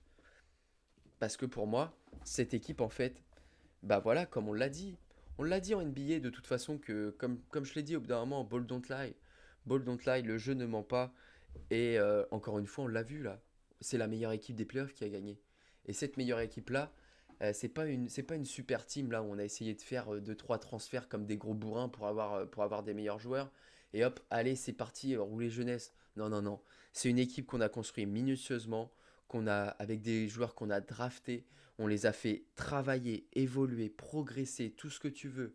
Même des joueurs qui se sont blessés très durement, comme Jamal Murray, où il y avait vraiment de grosses incertitudes. On a continué à croire en eux, on a continué à croire en ce projet global. Et les Nuggets, eh ben, ils ont senti le bon flair au bon moment. Ils ont fait les petits ajouts, tu vois, qui font la différence. Du KCP, du Aaron Gordon. Bah, mine de rien, ces 2 transferts-là, bah, si tu les fais pas, t'es peut-être pas champion, en fait, aussi. Enfin, tu vois, c'est ça aussi. C'est un peu comme les Suns avaient su faire, même si c'était un peu différent, parce que c'était aussi via le transfert de Chris Paul, donc c'était plus tu ramenais un gros joueur. Mais les Suns avaient construit un petit peu dans l'ombre, etc. Tranquille, petit à petit, les années qui passent, Booker, ceci, cela. Et pouf, une année, tac, tu y vas à fond, tu fais péter un transfert, tu fais péter l'ajout qu'il faut. Donc là, c'était Chris Paul, c'était un gros joueur. Mais là, c'était Aaron Gordon et KCP, qui sont 2 excellents role-players. Et du coup, bah voilà, là tu sais que tu as la fenêtre et tu sais qu'il faut y aller. Et les Suns, bon bah ils ont réussi à aller que en finale et ils ont échoué Au pire des moments, hein, limite, hein, au pire des moments. Mais voilà, c'est aussi comme ça. C'est aussi comme ça. Et de toute façon, on le voit, les équipes qui dominent. On le voit, les équipes qui dominent. Miami, ça fait combien de temps qu'il y a cette continuité? Déjà, Spoelstra, ça fait depuis l'Antéchrist qu'il est à Miami. Jimmy Butler, ça commence à faire quelques années. Deuxième finale quand même pour Jimmy Butler. Le groupe autour, même s'il y a eu des ajouts, des modifications, etc., il y a toujours eu cette structure, cet ADN, etc., qui a toujours été gardé chez le Heat. Les Celtics, bon, ils ont fait du caca-boudin, et encore caca-boudin, je suis gentil parce que c'était une belle grosse merde. Mais pareil, les Celtics, continuité aussi. Continuité. Il n'y a que les Lakers. Il n'y a que les Lakers dans les finalistes de conf qui avaient le moins de continuité parce que le groupe avait quand même beaucoup bougé depuis le transfert de Westbrook. Mais tu avais quand même ce duo AD-LeBron et des petits joueurs autour qui, lui, restaient là quand même depuis tard l'époque, tu vois. Avec Austin Reeves aussi maintenant, tu vois, le trio un petit peu, LeBron, AD. Putain, pourquoi je partage ça depuis tout à l'heure? T'avais t'avais le trio AD, LeBron et Austin Reeves. Ça fait quand même quelques années qu'ils commencent à jouer ensemble, tu vois. Donc voilà, voilà pourquoi les Nuggets aussi peuvent croire très fort pour la suite, pour la suite tout simplement, et se dire que oui, oui, ils ont déjà quand même, j'ai envie de vous dire, profitez les gars, profitez, parce que bon, on sait jamais ce qui peut se passer en NBA. Comme j'ai dit, tout va tellement très vite. Tout peut aller dans un sens comme d'un autre. Des fois, t'es tout en haut et tu peux trouver tout en bas et vice-versa aussi. Il faut quand même profiter dans ces moments-là parce que tu sais pas si tu vas en regagner un tout de suite. Tu sais pas quand t'en regagneras un. Enfin, tu vois, genre, tu sais pas. Même si tu te dis que t'as tout ce qui est là pour, on sait jamais. Bah oui, là, les Nuggets, ils ont réussi à être champions. Pourquoi aussi? Ben parce que t'as eu aucune blessure aussi, tu vois. Alors oui, bien sûr, ça fait toujours partie du jeu, ça. Les blessures, quoi que ce soit en playoff, ça fait toujours partie du jeu. Mais force est de constater qu'il faut toujours un petit brin de réussite, un petit brin de chance, un petit truc qui est avec toi, tu vois. Il te faut une bonne étoile sur ce run de playoff pour aller au bout, parce que des fois, tu as des équipes qui ont des fenêtres de tir, et elles n'ont pas ce petit brin d'étoile, elles n'ont pas ce petit brin de réussite qui sont avec eux, et au final, elles vont pas au bout. Elles vont pas au bout. Et là, les Nuggets, ils ont eu ce petit truc. Ils ont eu ce petit truc. Et du coup, bah, avec leur collectif, etc., extrêmement, extrêmement incroyable, et bah, ça a suffi pour aller au bout. Mais moi, il y a un truc quand même. Il y a un truc qui me fait dire que les Nuggets, quand même, peuvent continuer à faire ça. C'est parce que, oui, on a parlé du collectif, de ceci, de cela. Le collectif est beau, ils s'aiment tous. Mike Malone est un super coach, Jamal Murray, la story incroyable, etc. D'accord, tout ce que tu veux. Mais en fait, ça fait 1 heure et demie que je parle et j'ai presque pas parlé d'un joueur. Bon, vous vous doutez bien de qui je vais parler. Ah là là. Forcément, forcément. Ben oui, bah oui. Qui d'autre? Qui d'autre que Monsieur Nikola Jokic? Qui d'autre que Monsieur Nikola Jokic dont on doit parler? Pas grand-chose. Pas grand-chose. Forcément, il faut parler de Jokic. Et c'est ça qui me fait dire aussi que les Nuggets peuvent continuer. C'est que Monsieur Nikola Jokic n'a que 28 ans. Et en fait, on se demandait avant les playoffs, Jokic, d'accord, il a eu des fois en playoff, c'était un petit peu en deux-ci, en deçà. Enfin, il a toujours fait des bonnes séries, mais en même temps, il a jamais réussi à vraiment aller très loin, etc. Il y avait eu la finale de conf face aux Lakers, mais tu avais senti que c'était un peu léger, etc. Mais en fait, je crois que on se rend pas compte, mais en fait, là, le prime de Nikola Jokic, on est en plein dedans, tu vois. Genre, l'autre, il a eu 2 MVP de saison régulière. Il aurait pu en avoir un troisième cette saison. Il l'a pas eu, bah c'est pas grave, il se réconforte avec une bague et un MVP des finales. Et en fait, tu regardes jouer Nikola Jokic là, moi je crois que je l'ai jamais vu aussi fort que sur ses playoffs en fait. Et c'est ça qui est le plus ouf. C'est que l'autre il vient d'avoir 2 MVP, mais je sais pas si je l'ai déjà vu aussi fort que sur ses playoffs. Vraiment, en termes de la capacité à être toujours mais indéfendable là, avec ses petits moves au poste qu'il affectionne particulièrement, vraiment, qui peut Qui peut le tester? Qui peut le tester? Surtout que j'ai l'impression que il est encore plus chirurgical. Il est de plus en plus chirurgical sur ses petits shoots dans le périmètre, tu vois. Dans la raquette, là, c'est injouable. C'est injouable. Donc, bon, t'es là, t'es les Nuggets. Tu te dis, bah, en fait, on vient de gagner un titre.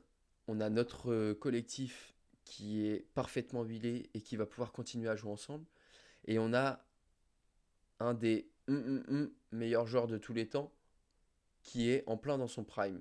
Et qui même, je pense là, on va voir comment il va arriver sur la suite de la saison prochaine, sur les playoffs, etc. Mais peut-être que ces playoffs 2023 sont l'apothéose de Nikola Jokic. Ou alors le début de l'apothéose de Nikola Jokic. Moi, je pense qu'on rentre dans son apex le plus haut. Dans son apex le plus haut. Et qu'il lui reste 2 3 années là à être tout en haut. À être tout en haut. Il va falloir que d'autres équipes à côté s'accrochent très très fort pour espérer quoi que ce soit. Parce que ce qui vient de sortir, Nikola Jokic, c'est. T'as même pas les mots. T'as même pas les mots. Moi, je vous dis, il est en train de se construire un dé. Et de toute façon, je pense que ça va peut-être faire du petit classement all-time pendant la off-season là et tout, on verra. J'y pensais, ça pourrait être sympa. Mais waouh, Monsieur Jokic là, ce qu'il a sorti sur tous ses playoffs et sur les finales, juste, il tourne à quoi? 30 points de moyenne, 14 rebonds, 7 passes décisives, sans forcer. C'est ça en fait, surtout le pire. C'est que t'as l'impression qu'il force même pas. T'as l'impression qu'il force même pas. 58% au shoot, 42% à 3 points, 83% au lancer. L'autre, il met 30 points par match, il prend même pas 20 shoots.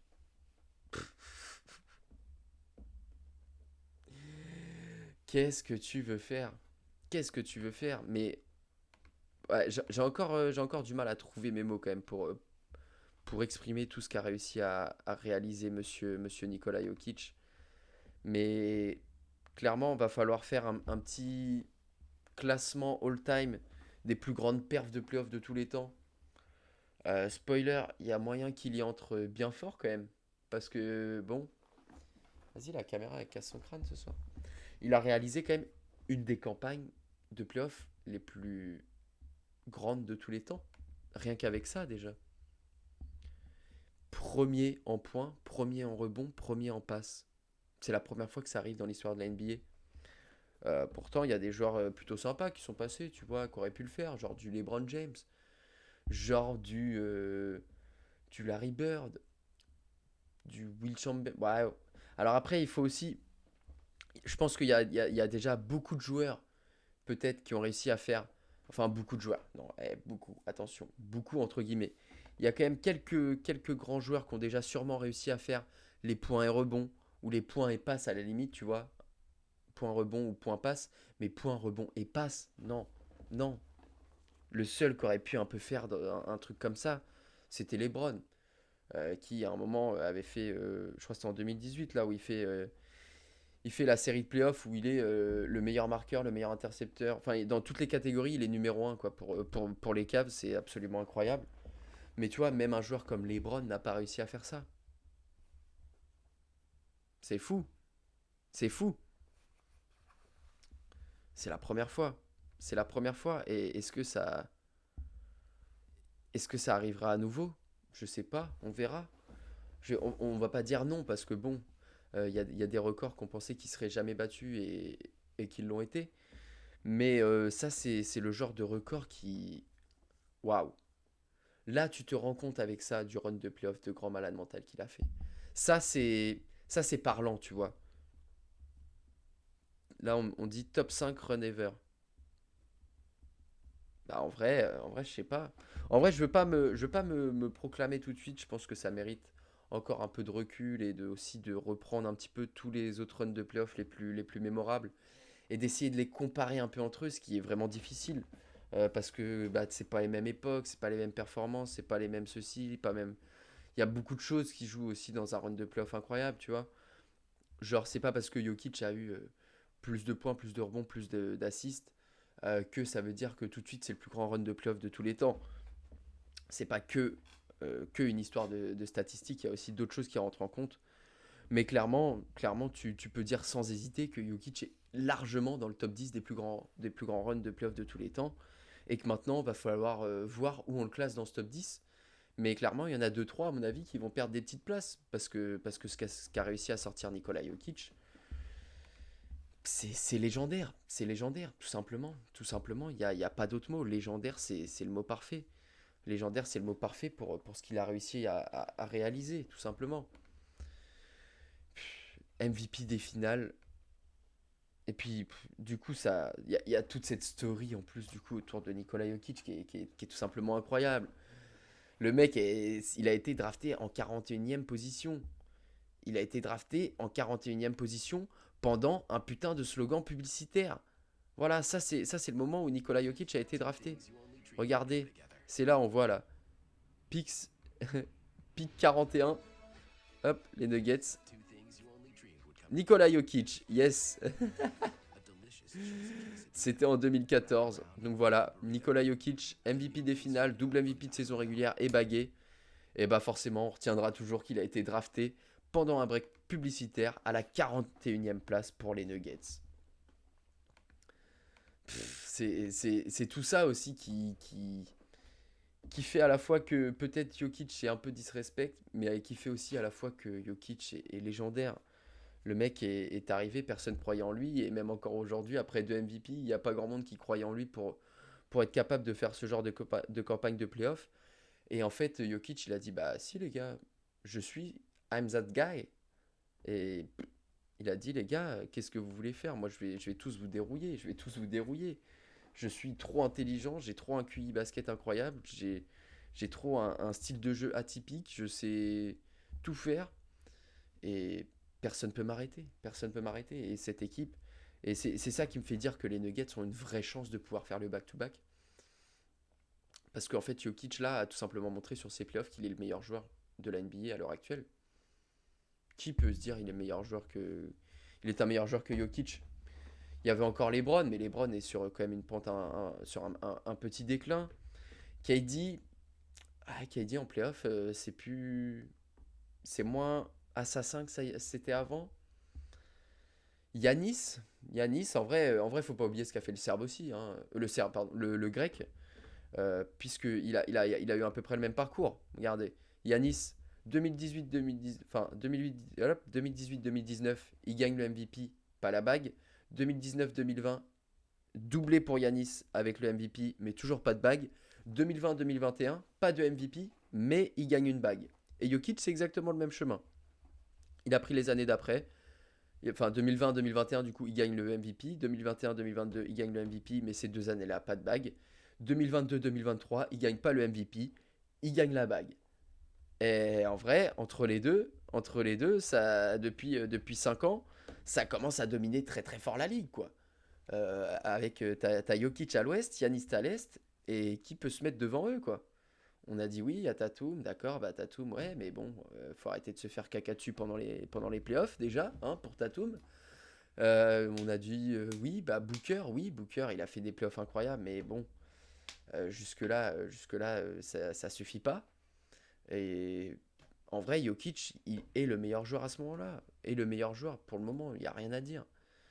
Surtout que Yanis, ce qu'il a fait, faut s'en rappeler, il faut pas mettre à la poubelle quand même. Parce que ça, bien sûr, dans la culture de l'instant, souvent, on a tendance à prendre pour acquis un peu tout ça. Alors en vrai, ça se trouve, Yanis, il peut revenir avec les Bucks l'année prochaine et aller chercher une deuxième bague en étant genre MVP et ou défenseur de l'année sur la saison, tu vois. Attention, attention quand même, faut pas oublier Yanis Antetokounmpo. Mais en vrai, t'as l'impression que c'est le seul vrai défi qui va se dresser quand même devant Jokic. Devant Jokic. Parce que Embiid, bon, je sais bien, je pense qu'on lui a filé son MVP. C'est mérité quand même au vu de la saison, etc. Mais en vrai, au vu de ce qu'il a fait après et de la manière dont. Enfin, en vrai j'étais hyper content à la base que Embiid gagne son MVP. Au final, il m'a saoulé. Il m'a saoulé. Saoulé. Incroyable. Et dans sa manière de jouer sur les playoffs, là, à faire la chialeuse tout le temps et tout, à tout le temps être dans la recherche du contact, sur la série face aux Celtics, il s'efface parfois, il se fait rouler dessus par alors fort. Non mais c'était pas digne d'un MVP. Je suis désolé, t'aurais mis Jokic là face aux Celtics, il se serait pas fait dérouiller par Al Horford. Donc bon, en tout cas, bah, Jokic est là. Jokic est pour le moment seul tout en haut de la NBA. Le seul qui peut le regarder dans les yeux à l'heure actuelle, c'est Yanis. Sur les 5 dernières années, c'est une domination parfaitement européenne entre un grec et un serbe. Un grec un petit peu chelou, un serbe un petit peu chelou aussi, mais entre deux joueurs déjà all-time. Et en vrai, ce qui pourrait être magnifique pour la saison prochaine, c'est d'avoir encore une lutte incroyable entre Jokic et Yanis pour le MVP et de les voir se retrouver en finale. En vrai, en vrai, eh, pour les départager là après ces 50 dominations là, ça pourrait être sympa. Enfin, j'ai dit ces 50 dominations comme si après ça allait être terminé. Euh, Ça se trouve, du Jokic Yanis, on va peut-être en prendre encore pour 3 4 ans. Je dis ça comme ça, c'est une hypothèse, mais bon, euh, le ref, le ref Jokic, il a 28 ans, Yanis, il a 28 aussi. Ah bah tiens, ça veut dire que les mecs, il leur reste, genre, dans 3 ans, ils auront que 31 ans, tu vois. Et genre, on sait qu'à 30 ans, souvent, t'es bien dans ton prime, tu vois, pour un basketteur. Alors Yanis, faudra voir après aussi l'aspect physique, etc. Parce que quand même, il a un jeu qui met beaucoup son corps à rude épreuve. Alors que Jokic, lui, t'as l'impression qu'il peut jouer comme ça jusqu'à 47 ans, quoi. Un peu comme LeBron fait. Bon, bah, après, LeBron, lui, il est hors du commun là-dessus. Mais en vrai, Jokic peut bien plus préserver son niveau de jeu comme ça pendant de longues années, je pense. Parce qu'il a un jeu qui est pas basé sur son physique pur. Enfin, en tout cas, si, il est basé sur son physique. Parce que oui, si Jokic jouait le même jeu mais en faisant 1m80, c'est sûr que ça serait pas la même chose. Mais Jokic base son jeu avant tout aussi sur. Et Jokic et Yanis font la même taille d'ailleurs, c'est marrant. 2m11 tous les deux. Et draftés à un an d'écart. Voilà. Bah, en vrai, on a envie de voir ça hein, pour la suite. Mais ouais, Jokic, il va falloir reparler de son run de playoff encore plus en détail. Parce que là, déjà, on est en train de se rendre compte que ce putain de Serbe a marqué l'histoire. Tout simplement. Tout simplement, il n'y a pas d'autre chose à dire. Il a marqué l'histoire. Il a envoyé une des plus grandes performances all-time sur tout un run de playoff. Sur les finales aussi, il a envoyé une masterclass. Sur la finale de conf, il était en triple-double. Et sur la finale, il était pas loin aussi. Au bout d'un moment, là, il va commencer à s'asseoir et discuter très fort avec des types qu'on n'avait peut-être pas prévu qu'ils discutent, tu vois. Genre, quand même, voilà les stats sur la série. 30 points, 14 rebonds, 7 passes. Le joueur le plus bas drafté. Et on aurait pu avoir Jokic triple MVP de saison régulière avec MVP des finales plus une bague là, à 28 ans. En vrai, c'est dommage rien que pour ça quand même qu'il l'ait pas pris quand même. Même si je suis content que Embiid l'ait eu, mais en vrai ça aurait été magistral pour Jokic de réussir à faire ça. Mais en vrai, je serais pas choqué que Jokic puisse aller chercher un autre titre de MVP. Mais déjà, vraiment, on se rend pas compte, hein. On se rend pas compte, mais regardez, on va prendre un top 50 all-time NBA players. Est-ce qu'on les a, genre, classés? Voilà. Genre, on s'en fout. Ouais, voilà, les 5 meilleurs joueurs. Hop. Si vous descendez un peu dans le classement, par contre là, comment ça, attends. Ouais, Yanis en 26e déjà quand même.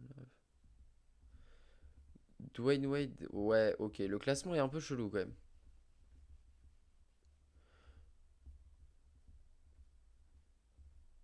Ouais, non, ça va. Enfin bref, peu importe, on s'en fout au pire. Mais tu te dis, bon, par exemple, si tu te mets à la 20e place, est-ce que Jokic peut aller chercher le top 20 déjà? Mais pas loin en fait. Pas loin du tout. Pas loin du tout. Charles Barkley, oui, c'est une légende. Alors après, bien sûr, il y a des joueurs qui ont le statut de légende. Tu vois, Charles Barkley, c'est une légende incroyable. C'est une légende de la NBA incroyable. Et ce mec a juste pas eu de chance, c'est d'avoir un fucking joueur qui s'appelait Michael Jordan en face, parce que sinon il aurait eu des bagues à gogo aussi. Mais voilà, ça fait partie du jeu et de l'histoire. Mais Charles Barkley, au final, tu te dis, bah ouais, ouais, c'est une star, etc. C'est un des meilleurs de tous les temps. Mais en termes individuels, qu'est-ce qu'il a gagné? Un MVP, c'est tout. Scottie Pippen, alors oui, il a gagné des bagues. 6 fois champion, d'accord.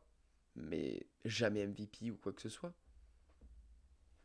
Kevin Garnett, Moses Malone, Dirk Nowitzki. Dirk Nowitzki. Le titre de Dirk Nowitzki, bon, il y a toute la story qui va autour, donc celui-là, même si Jokic a fait des playoffs de grand malade, ça va être dur à aller chercher quand même. Mais en vrai, il a un MVP, une bague et un Finals MVP, tu vois. Alors après, oui, 12 All-NBA Selection, 14 All-Star, un des meilleurs scoreurs de la ligue, etc. Ça d'accord, il n'y a pas de souci. Mais ça, c'est des trucs que Jokic aura aussi. C'est des trucs que Jokic aura aussi, beaucoup, beaucoup de sélections, etc. Mais en fait, c'est surtout, moi, ce que je veux vous dire, c'est en termes d'accomplissement personnel, en termes de trophées, on se rend pas compte, mais c'est très, très, très, très fort. C'est très, très, très, très fort. Alors, KD par exemple, bon là ça commence à être chaud quand même, aller chercher du KD pour le moment, des joueurs comme ça.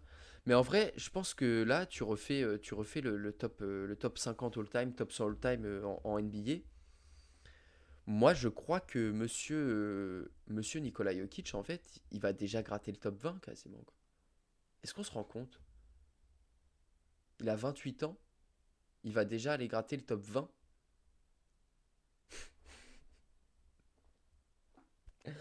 Allô mon frérot. Non mais c'est un délire. Putain, c'est un délire. Moi, vraiment, je suis comme un gosse, tu vois. Genre, je suis en mode admiration totale devant tout ça. Parce que, parce que je pense qu'on se rend pas compte de ce que c'est, en fait. Être double MVP, en plus MVP en back-to-back, être Finals MVP, gagner une bague, tout ça à 28 ans. Et là, on se dit que les Nuggets, ils ont tout ce qu'il faut pour aller rechercher. En fait, c'est ça en plus derrière. C'est que tu te dis, putain, Jokic, on va déjà le mettre, allez. Allez, si tu veux une grosse louche, tu dis il est au moins top 25 si tu veux all time, je pense. Tu vois? Allez, top 30 si tu veux, allez, allez. Au pire, allez, au pire. Tu vois, on s'en fout de sa place, limite, c'est pas le sujet.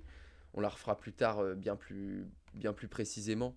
Mais tu te dis que si Jokic, déjà, juste il est dans le top 30 all time,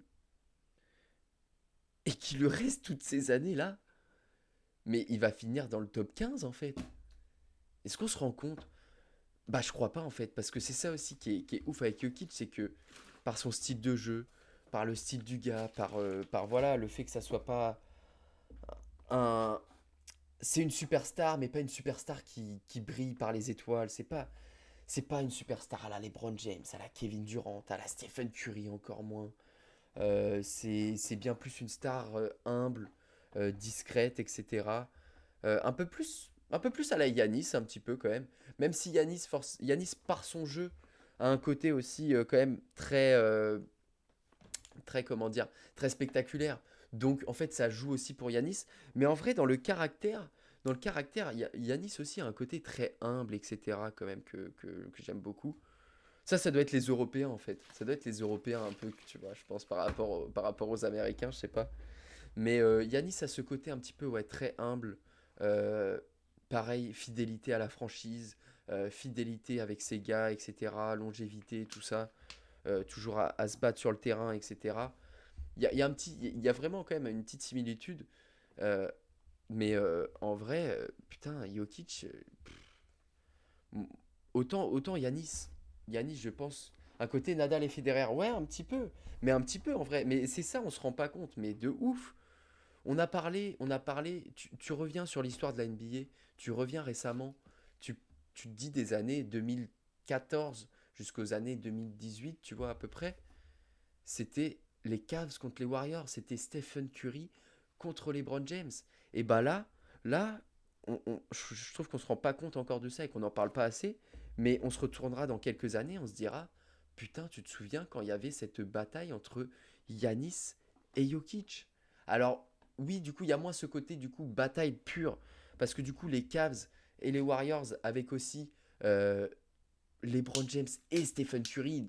T'as LeBron James, c'est le meilleur joueur de tous les temps. Plus Curry, qui est un des 10 meilleurs joueurs de tous les temps.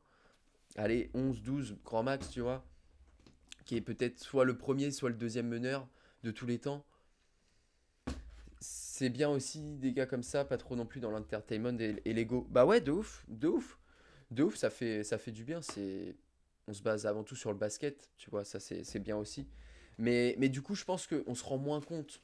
On se rend moins compte qu'en fait, on est en train de vivre aussi une époque, bah voilà, dominée par deux joueurs chelous.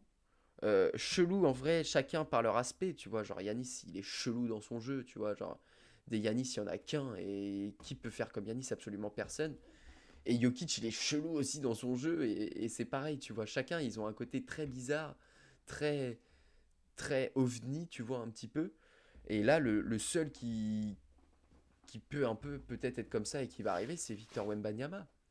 On va voir ce que va nous faire Victor Wembanyama. Mais parce que sinon, je suis désolé là, mais tu regardes, qui sont les vrais concurrents directs pour Jokic et pour monsieur Yanis? Pas grand monde. Tatum, Embiid, ouais, ok. Du Booker, d'accord, faut voir. Mais pour le moment, tous ces gars-là, ils rêvent quoi? Ils rêvent mais d'avoir mais la moitié déjà de ce qu'ils ont réussi à gagner les deux autres. Là, t'as Yanis et Jokic, les deux, ils ont deux MVP, un MVP des finales et une bague. Et ça déjà, on se rend pas compte. Mais ça déjà, c'est déjà un putain de club fermé.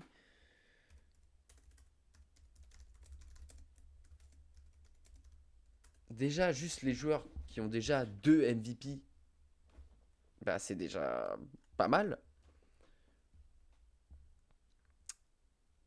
Euh, Tac. Alors attends, je voulais regarder exactement combien il y en avait, si j'arrive à trouver. Mais en vrai, c'est là où faut se rendre compte que oui, Nikola Jokic est en train de se construire un dossier en béton armé et que ça se trouve là, avec les trois saisons qui va arriver, ça se trouve dans les trois saisons, ça se trouve quoi? Il va reprendre un MVP, une bague avec un MVP des finales, et il va finir avec trois MVP, deux bagues de MVP des finales. Bah là, on va le regarder, mon pote, et on va se dire, bon, 3 MVP, hein, c'est du Moses Malone, c'est du Larry Bird, c'est du Magic Johnson, voilà. Alors, les joueurs comptant le plus de titres de MVP. Donc on a Karim Abdul-Jabbar avec 6. Derrière, on a deux joueurs à 5, c'est Bill Russell et Michael Jordan. Après, on a deux joueurs à 4, c'est Will Chamberlain et LeBron James. LeBron James d'ailleurs qui s'est fait et qui aurait dû en avoir beaucoup plus. Au moins 5, facile. Euh, Moses Malone, Larry Bird et Magic Johnson ont remporté 3 titres de MVP. Et sinon, avec deux trophées, donc on a Bob Petit, Karl Malone, Tim Duncan, Steve Nash, Stephen Curry, Giannis Antetokounmpo et bien sûr Nikola Jokic. Donc ça déjà c'est juste les joueurs avec deux MVP. Déjà ça fait 5, 6, 7, 8, 9, 10, 11, 12, 13, 14, 15. Ils sont 15 déjà à avoir deux MVP. Ils sont 15 déjà à avoir deux MVP. Non mais d'accord, Tu comprends le délire déjà? Tu te dis, ok, ok, voilà. Et on parle des plus grands joueurs de tous les temps. On parle des plus grands joueurs de tous les temps. Et Jokic et Yanis sont dans cette discussion. Et avec les deux, tu leur ajoutes une bague plus un MVP des finales. C'est fou.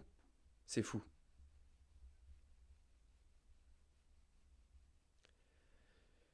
Donc, ouais, il va falloir voir ce que va nous envoyer le Serbe sur la suite. Mais moi, clairement, je pense que quand on va refaire le top 10 all-time, là, enfin le top 100 all-time, quand on va faire le top 100 all-time, déjà, il y a moyen qu'il aille chercher déjà bien haut. Mais alors, derrière, sky is the limit en fait. Sky is the limit pour Denver et pour Jokic. Pour Jokic et pour Denver et pour Jokic. Les deux vont ensemble de toute façon. Et c'est encore une fois, c'est là où je vois du coup la possibilité. Est-ce qu'ils peuvent construire une petite dynastie, les Nuggets? Il y a un monde, hein. Il y a un monde, hein.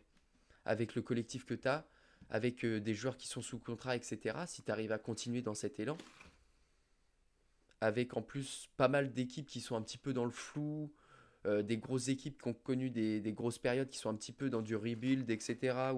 Ou alors qu'on fait du rebuild et qu'on pas réussi à vraiment, vraiment être présent, bah ouais, ouais, il y a un monde, hein.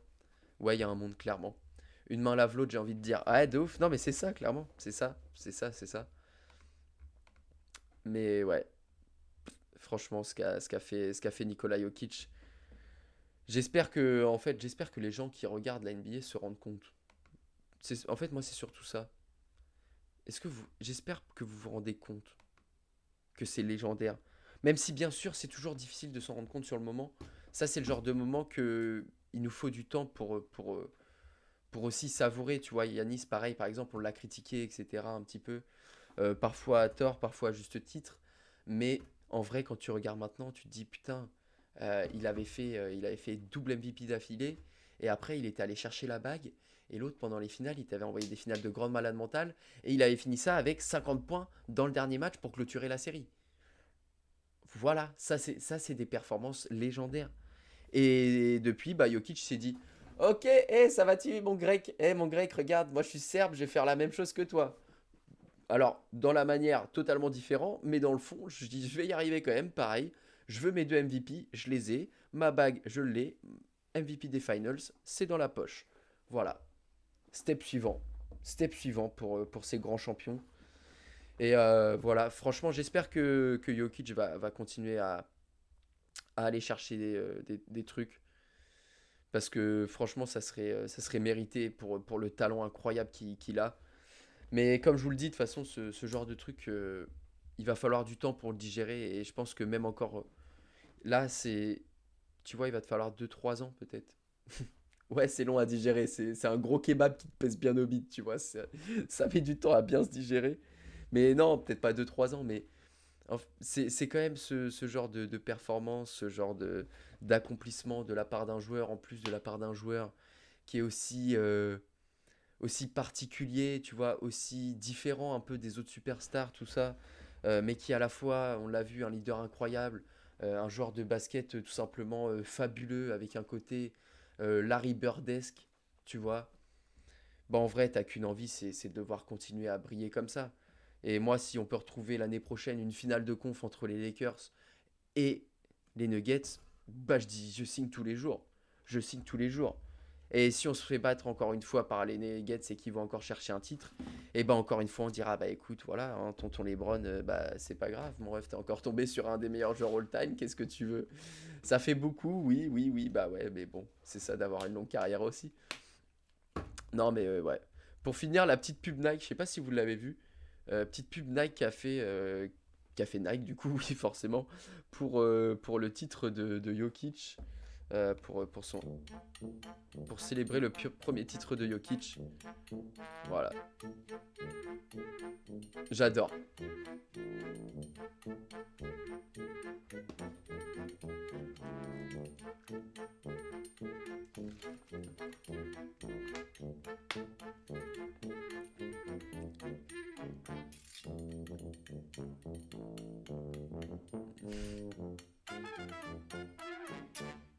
No joke.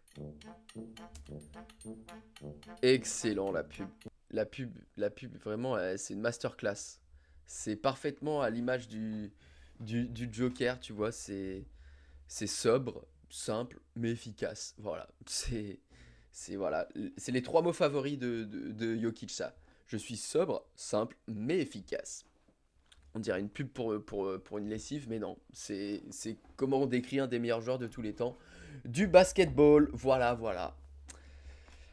C'est fou, hein, c'est fou. Mais on se rendra compte encore. En plus, ce qui est beau, c'est que là, tu vois, on voit une émergence un petit peu. C'est ça aussi qui rend ce côté légendaire encore plus spécial. Parce que tu vois, quand on a vu du LeBron James qui se battait face à Stephen Curry, bah LeBron, lui, il avait déjà des sacrés trucs dans la poche, etc. Donc, oui, c'était une guerre incroyable entre les deux, mais c'est pas la même chose, tu vois. Là, tu vois, Yanis, il y avait un petit peu ce côté-là aussi, hein. Yanis, il y avait un petit peu ce côté-là aussi, hein, forcément. Mais là, pour Jokic, c'est ça aussi. C'est le premier run de playoff où il va aussi loin et c'est tout de suite, c'est boum, tac. C'est mis dans la poche. C'est mis dans la poche. Et tu vois, ça, on en parlait tout à l'heure des fenêtres de tir. Les fenêtres de tir, faut pas les louper. Et bah, bizarrement, il y a des grands joueurs, ils les loupent pas, tu vois. Yanis, il en a eu une fenêtre de tir vraiment réelle. T'inquiète, il l'a prise direct. Et bah, les Nuggets avec Jokic, une grosse fenêtre de tir, ça concrétise direct. Donc voilà, maintenant on va voir un petit peu bah, tout ce qui va se passer cet été. Et puis surtout, bah, on va se donner rendez-vous la saison prochaine. En ayant juste hâte de voir ce que ces deux monstres vont pouvoir nous proposer. Et surtout, je pense que Jokic et Yanis sont à égalité en termes de win personnel, enfin de trophées personnels, même si Yanis a du défenseur du défenseur de l'année aussi. Mais je pense que Jokic peut prendre une avance sur Yanis. Je pense que Jokic a plus de chances de Yanis que de regagner d'autres trucs. Parce que je pense que le jeu de Jokic est plus difficilement contrable que celui d'Yanis. Et de plus, le jeu de Yanis est bien plus basé sur son physique aussi, l'utilisation de son physique hors norme, que Nikola Jokic. Donc, tous ces petits trucs-là me font dire que je pense que Yanis, il peut encore gagner peut-être une bague ou quoi, on verra. Mais je pense que Jokic peut vraiment, vraiment mettre son empreinte encore plus sur l'histoire de la NBA. Et en fait, ça se trouve, il va réussir à rentrer dans le top 15 all-time. Ça se trouve. Ça se trouve, on se regardera en fait. On se dira, ah bah en fait, on n'a pas le choix quoi. On n'a pas le choix de le mettre dans le top 15 all-time. L'autre, il a 3 MVP et 3 bagues et 3 finals. Non, je sais pas, peut-être pas quand même. Mais bon, on sait jamais, ça peut aller vite, hein. Ça peut aller vite. Comme ça peut être très dur aussi d'en gagner une, et ça se trouve, ils s'arrêteront tous les deux là, et ça se trouve, ils en gagneront jamais. Et dans tous les cas, ils auront quand même eu des accomplissements déjà absolument incroyables. On verra de quoi sera fait le futur. Mais en tout cas, je pense que les Nuggets peuvent déjà être heureux pour ce qu'ils ont réussi à accomplir. Franchement, je leur dis juste chapeau. Même si j'en ai pas, je le soulève mon chapeau et je vous tire mon chapeau pour ce que vous avez réalisé. En plus, vous nous avez fait vibrer. Vous êtes un groupe qui dégage tellement une bonne vibes, etc. Donc, voir ce genre d'équipe gagner, franchement, c'est, c'est avec grand plaisir. En tant que fan de NBA, franchement, je me suis régalé. Et je sais que les Nuggets, ils y sont pas pour rien. Même si j'espère que les Lakers, on va revenir encore plus revanchard la saison prochaine et qu'on aura encore un duel incroyable entre ces deux équipes. Bravo à vous les Nuggets, merci pour les frissons. Et on se retrouve la saison prochaine. Ah la vache. Ça fait mal de dire ça parce que là, on est le 15 juin et là, on se retrouve que dans 4 mois, quoi. En vrai, ça va du coup. En vrai, ça va. Ouais, 4 mois, ça va passer vite quand même. Ça va être l'été, tout ça. Mais bon, 4 mois quand même, là, sans NBA, là, déjà, j'ai l'impression. Ça fait 2 jours, je sais pas quoi faire de ma vie, en fait.